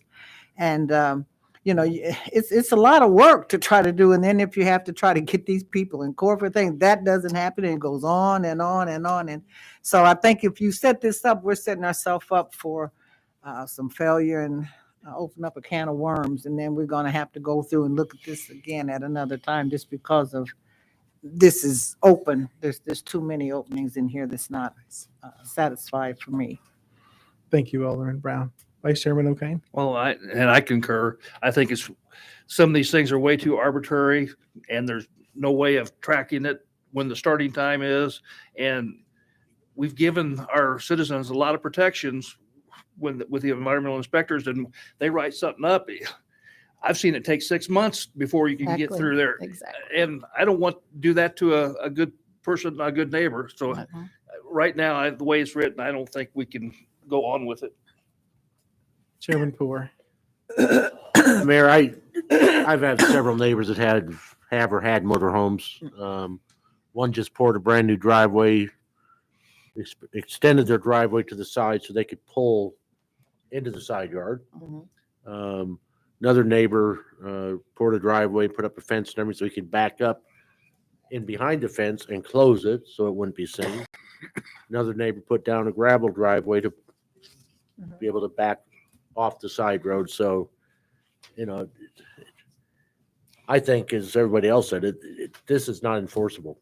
I mean, you can write a ticket by the time you get through the system and everything else. Well, you know, I have my motorhome out of Kickapoo State Park now, or out at Forest Glen or somewhere, you know, and there's plenty of storage areas around. I mean, as Alderman Juan said, I mean, there's up and down Voorhees Street. I mean, people store them at the fairgrounds, different places. So I think there's opportunities, and you know, there are farmers that will let you park on their property as well. So as written, I couldn't support it either. I'm going to try to get to all the aldermen who haven't spoken yet, and then I will come back to you, Alderwoman. Yes, Alderman Pritchard. I know the city's not in a trailer parking business, but is there any, do we own any properties in the city that is large enough that you could fence in? And I know this kind of sounds a little silly, but to fence in an area for people to pay to park their trailers that would be appropriate in town. And I said something to Michael earlier, the old St. Elizabeth area there, does the city not own that properties? We do not own that property. Okay, so it's contaminated and it's. No, it's not contaminated. I believe that there's a developer actively interested in it, but it's not contaminated, no, to our knowledge. Well, I didn't know if the city owned any place large enough. Like I said, I could to set it up just like these places that are parking trailers now, you know, charge a small fee. And like I said, I know that we're not in the trailer parking business as a city, but anything to kind of help our people out. They're taxpayers, and you know, most of them keep their homes up nice, their property's nice. They can also afford a boat, a trailer, or whatever, you know. So we do need to accommodate those people without being too restrictive on them. So I mean, there's got to be a solution somewhere. So I can tell you this, there are only, to my knowledge, only 2 places in town that actually specifically do rentals for like RVs and things like that. When I called those places a while ago, they were full. That's what the places that I knew of that were specifically for that. However, it sounds like there are places that do other types of storage and this. I did not have any communication with those places. I'll be honest, I was under the assumption that they didn't offer those. So that's good to know. It sounds like to me, Alderman Bashard, that there are actually a number of places that can be used that aren't currently being used. And it may just be that people lack of knowledge. Like I would have not thought that, you know, a place that has general storage would have enough room to put a 30-foot RV, you know. So they may simply not know. Vice Chairman Pickering. Yes, I have a question. The strikeout number 3 that we did strike out, is that saying the same as number 4 that we added? Yes, it's just giving it some more. It's just giving it some more clarification so that we can better protect our residents. Exactly. So right. Okay. Vice Chairman, I think Corporation Council has I'm sorry. Comment for you. A number of the comments that you all are Council, can you have? Sorry. Excuse me. A number of the comments you all are making go also to provisions that have not been included as proposed additions. If you look at number 1 and number 2, for instance, no recreational vehicle or camper shall be used as a business or for living, sleeping, or housekeeping purposes. They added for any duration of time while stored or parked in a residential zoning district or on a public street. The problems with that you've indicated would apply to this too. How do you know if somebody's living in it? We've had some reports where people have observed people living in these things. Number 2 says recreational vehicles, we added campers, watercraft, off-road vehicles, and utility trailers stored or parked outdoors shall be legally licensed. That's an issue. Though you'd be amazed at what our inspectors can find out about licenses and many other things without going on property, but that's in there. Or registered, as state law requires. Such objects shall meet or exceed all equipment and operational requirements. That's been added. But some of these things are in the existing, separate from what is being proposed here for, additions and clarifications. And it almost suggests, and I have no problem whichever way you vote. I was asked to prepare this thing. The mayor and I worked on it together, but I don't take a position one way or another. That's, as I like to say, I'm the advisor, you're the deciders. But then you have the same problems with E. And if you want other changes or somehow reflected, you might end up, and I'm not saying you should or shouldn't, again, that's your decision, amend it to strike E altogether from the current ordinance without all this addition stuff. What? E, I'm sorry. This all comes under E. If you go to, pages aren't numbered here. but Page if you- 75. 1, 2, the third page at the bottom, it says E, outdoor storage of recreational vehicles. We added campers, watercraft, off-road Right. vehicles, and utility trailers. And that's the introductory statement that says they are accessory uses. And then the rest of this attempts to regulate the accessory use. So, as I say, your comments are well directed at 1 and 2, as well as all the proposed additions. And basically, how do you enforce it? How do you know if it's registered? How do you know if it's licensed? If it's backed in? What do you do with blocking views? So that's not specifically addressed here, but those kinds of questions. So maybe E ought to be, I'm just suggesting something here. Maybe E ought to be stricken altogether. I don't know that if we strike E altogether, then we are removing any kind of stipulations that we have on this. So I don't. Well, I agree. The problem is enforcing it. It's the exact same enforcement problems that you're describing here. And what we tried to do with this is to expand to try and help explain the enforcement.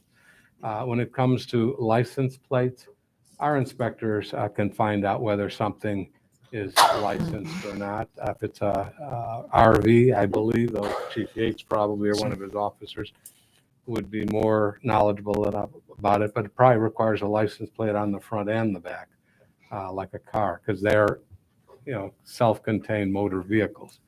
In terms of blocking, I think anyone could see whether a 30-foot or a 3-foot camper is blocking a neighbor's view now, or from backing in and out of their homes. The point about sitting on a porch next door and watching your kid go to the corner, for example, very well taken. And that consideration wasn't incorporated in this because we hadn't thought of that. Very well taken. I mean, maybe you can't park it beyond your house, the front line of your house and all.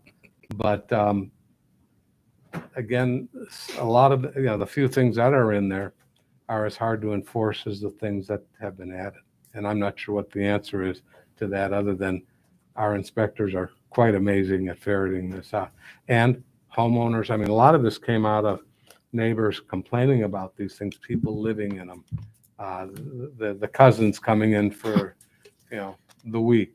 Instead of staying in a hotel, they're staying in their cousin's camper or their own camper backed into a cousin's driveway. And all. That's why we tried to address some of this detail. But yes, your points are all well taken. Vice Chairman Pickering. And I agree. I think everything, the details, I think are great. I think they're good. What I object to is parking in the driveways. That's my objection. But I think everything else is great because it details it out. But it's just parking in the driveways that I would like to amend. To anything that references to a driveway, I would like to amend that. So, Vice Chairman, I think that there are some things though that are already in there, like saying you can't.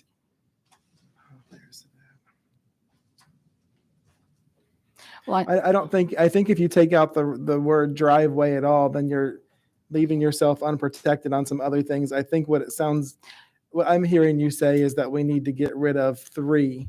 yes. Well, That's the one that allows them to park in the driveway. exactly. Um, And then you would need to get rid of 8 as well. Right. Yes. 8, and I think those were the 2 that yeah. But there's another portion though that allows them to be there for 3 days to make repairs, or to clean their vehicles. So if you take out 8 and they're going to clean their vehicles or repair it or load their vehicles and they're parked in the public right of way, then it still allows a problem, Well, I see 8 is also a little bit vague because I think it's difficult for a person to say, oh, well. Alderman Ludwig, I'm sorry, can you lower your mic a little bit? Yes. Thank you. Well, I think that punishment could occur under this one without anybody realizing it because there's not a distance from the edge of the property. And so somebody could interpret that, well, I thought I was being safe. I didn't know that my neighbor couldn't see. So I think that that's very vague and it's Right. open to interpretation. So I think there needs to be a distance in that one if you're going to leave 8 in. Thank you, Alderman Ludwig. May I make a suggestion that we table this until the next meeting? And that in that time that you all make any recommendations that you have, that way we can make sure that we lay them out plainly and clearly for not only us, but for the public to see so they know for sure what we're talking about. Would that be a reasonable consideration? I could make them, well, could I make a motion now or Yes, ma'am. if make you- a motion to postpone this till our next city council meeting? On November 16th? You said postpone. Are we going to table this or postpone? There's a difference. Postpone the vote. Postpone. Postpone, That's okay. kind of a short period of time. Short period, too short? We have to work out more than just that for me. Oh, okay. Yeah, because that's still going to be, I think we need to go. Say no, December 7th, that's the first, Okay. that would give us a little more than a month. Okay, December the 7th. To postpone the vote until December the December 2nd. 7th. Mayor, Vice Mayor had a good, and we just discussed, why don't we just take it back to the Public committee? services. Public safety. Mhm, That way they'd have a time and then it would go to the full council. mhm. Well, we can't I don't believe we can send a motion from council. Well, yes, we could, I think. Yeah, because we haven't voted on it. What if we have something for reconsideration at the public services meeting, but then, which would be November 23rd, but then we have the actual vote on it December 7th. That way the committee can. So to take it to our public service committee To revisit it. and then So- take it. So council, I want to be sure we get this motion Right. correct. So we would postpone this, or we would revisit this ordinance under our Public Services Committee meeting on November 23rd and vote on the matter on December 7th. What would you suggest? We haven't had this before. What So I that's would why rec- you see me flailing to figure it out in front of you. So I apologize. What I would recommend is very simply you refer this to the, I guess it's Public Services Committee? Public Services Committee meeting on 11/23. At that point, if you all work something out, then you can put it on the agenda for the December 7th. But maybe if you don't, Just leave it as Just is. leave it as is, and either it dies or you Mm. put it on some other council meeting. Don't lock yourself in on a Yes. council meeting. Very good. Yes. So, Madam Vice Chairman, you would make a motion to refer this back to the Public Services Committee meeting on November 23rd. Okay, I would like to refer this back to the Public Service Committee on February I'm sorry, November. But not that far. Not that far. It's been a long meeting. November the 23rd. Yes, ma'am. Is Thank there a second? Second. Okay. Is there any discussion on the motion? If you vote yes, Public Services will consider it and then determine where it goes from there. If you vote no, then we're back to the original motion. Madam Clerk, roll call vote, please. Alderman Poor, Yes. Streebing, Pickering, I think yes. Yes. Ludwig, Yes. Teague, Yes. Williams. Yes. York, Yes. Wands,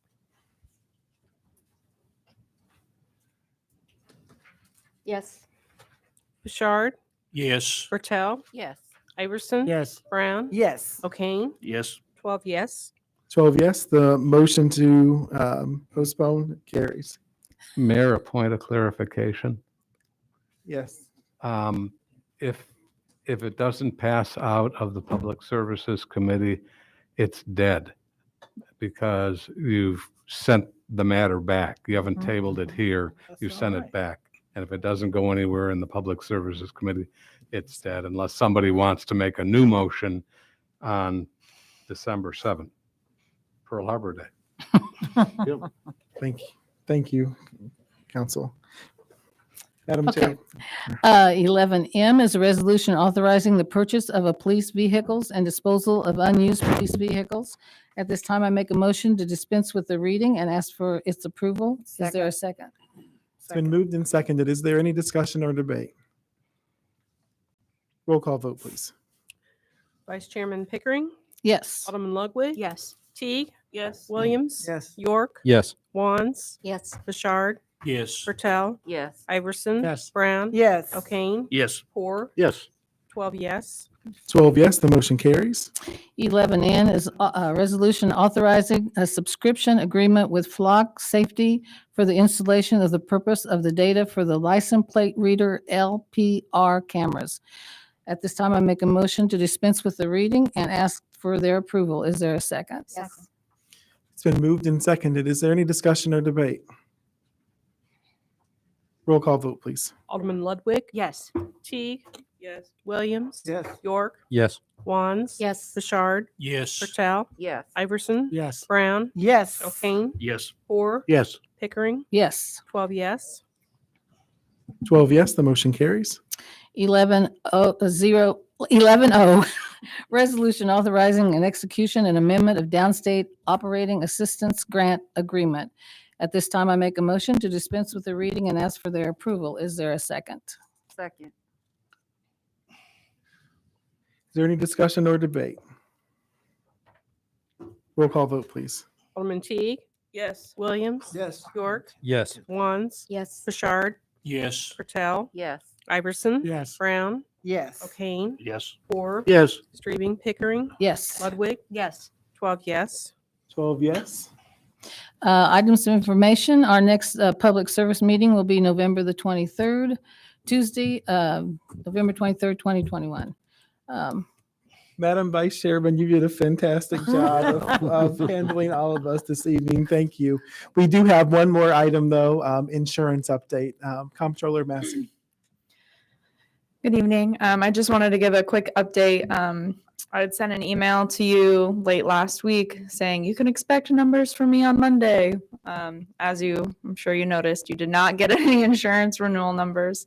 I may repeat a little bit of what Kathy and I said last week, but so last year our utilization rate was so low that we received a decrease in rates last year of 7.5%.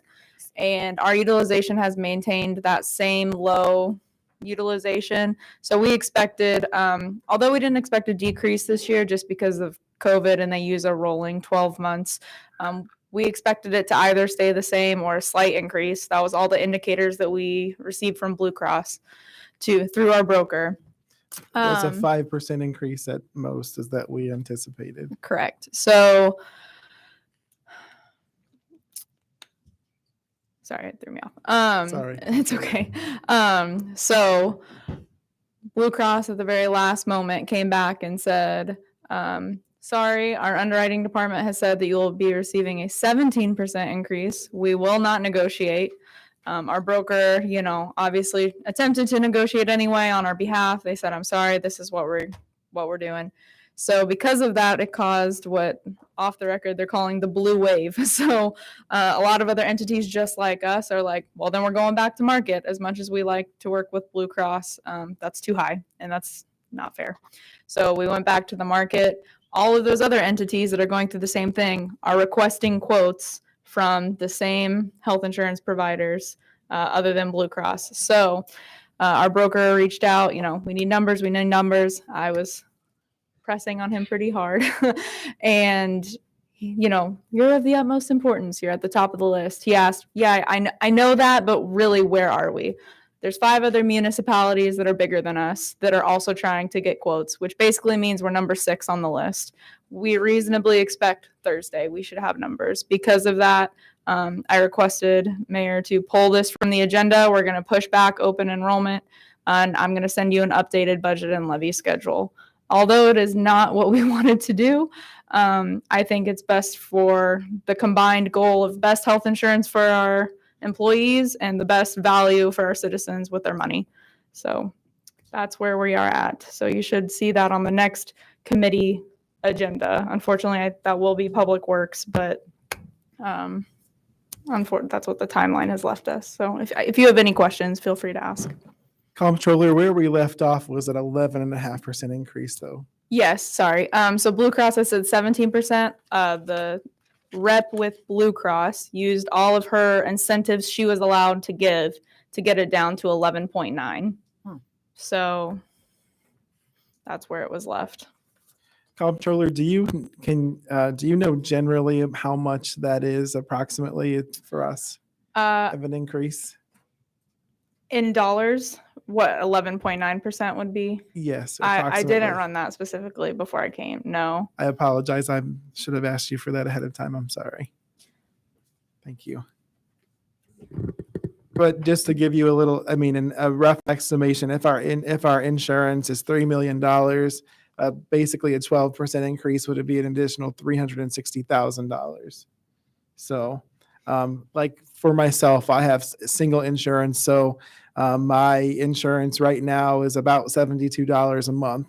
So what that means is that my insurance would go up by about $8 or $9 a month as a single person, and for for plus ones and families, it would go up exponentially more. Does anyone have any questions about that before we move on to the next item? Thank you. At this time, we will receive our Public Works Committee report. Chairman Poor. I like having nothing in my, but the comptroller, we're nice in Public Works. You can come and talk to us. But anyway, we will meet next Tuesday, 6 o'clock, right here in these chambers. Thank you, Chairman. But you've never been so glad to have nothing to report in your life. Huh? You guys aren't used to these long meetings anymore. I remember the days when I was here as an alderman with Bill Black, and we were here until 9 or 9:30 every week. So I try not to do that to y'all. That concludes our report, Mayor. Thank you, Chairman. At this time, we have discussion of the 22-23 budget and tax levy. Are there any questions on what was presented in the first draft so far? Any questions so far? All right, thank you very much. Any items of information for the good of the cause?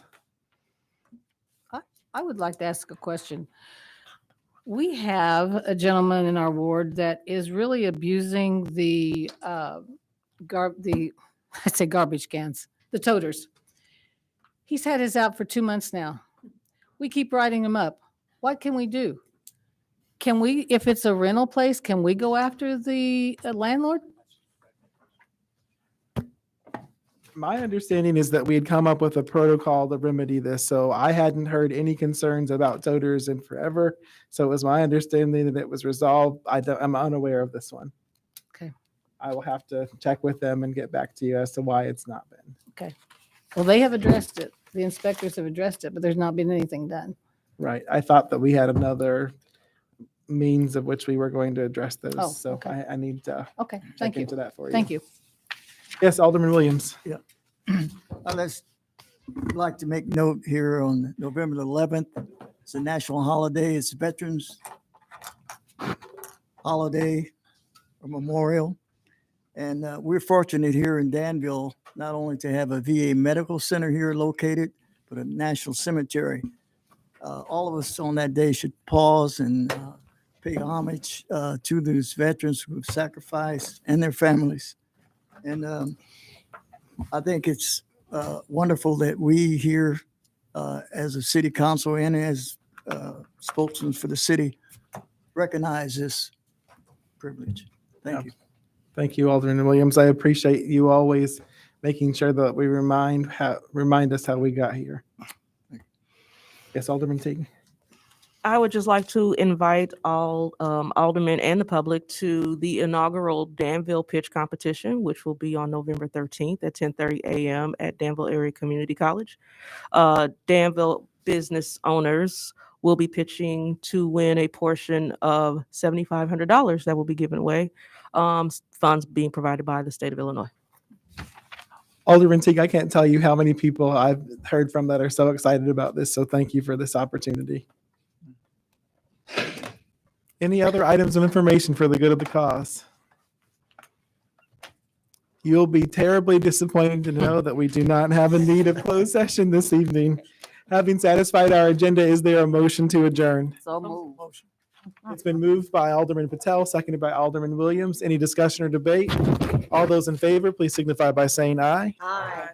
We are adjourned. Thank you, everyone. Be safe. As a reminder, get your COVID vaccinations. Get vaccinated if you ever want this to end.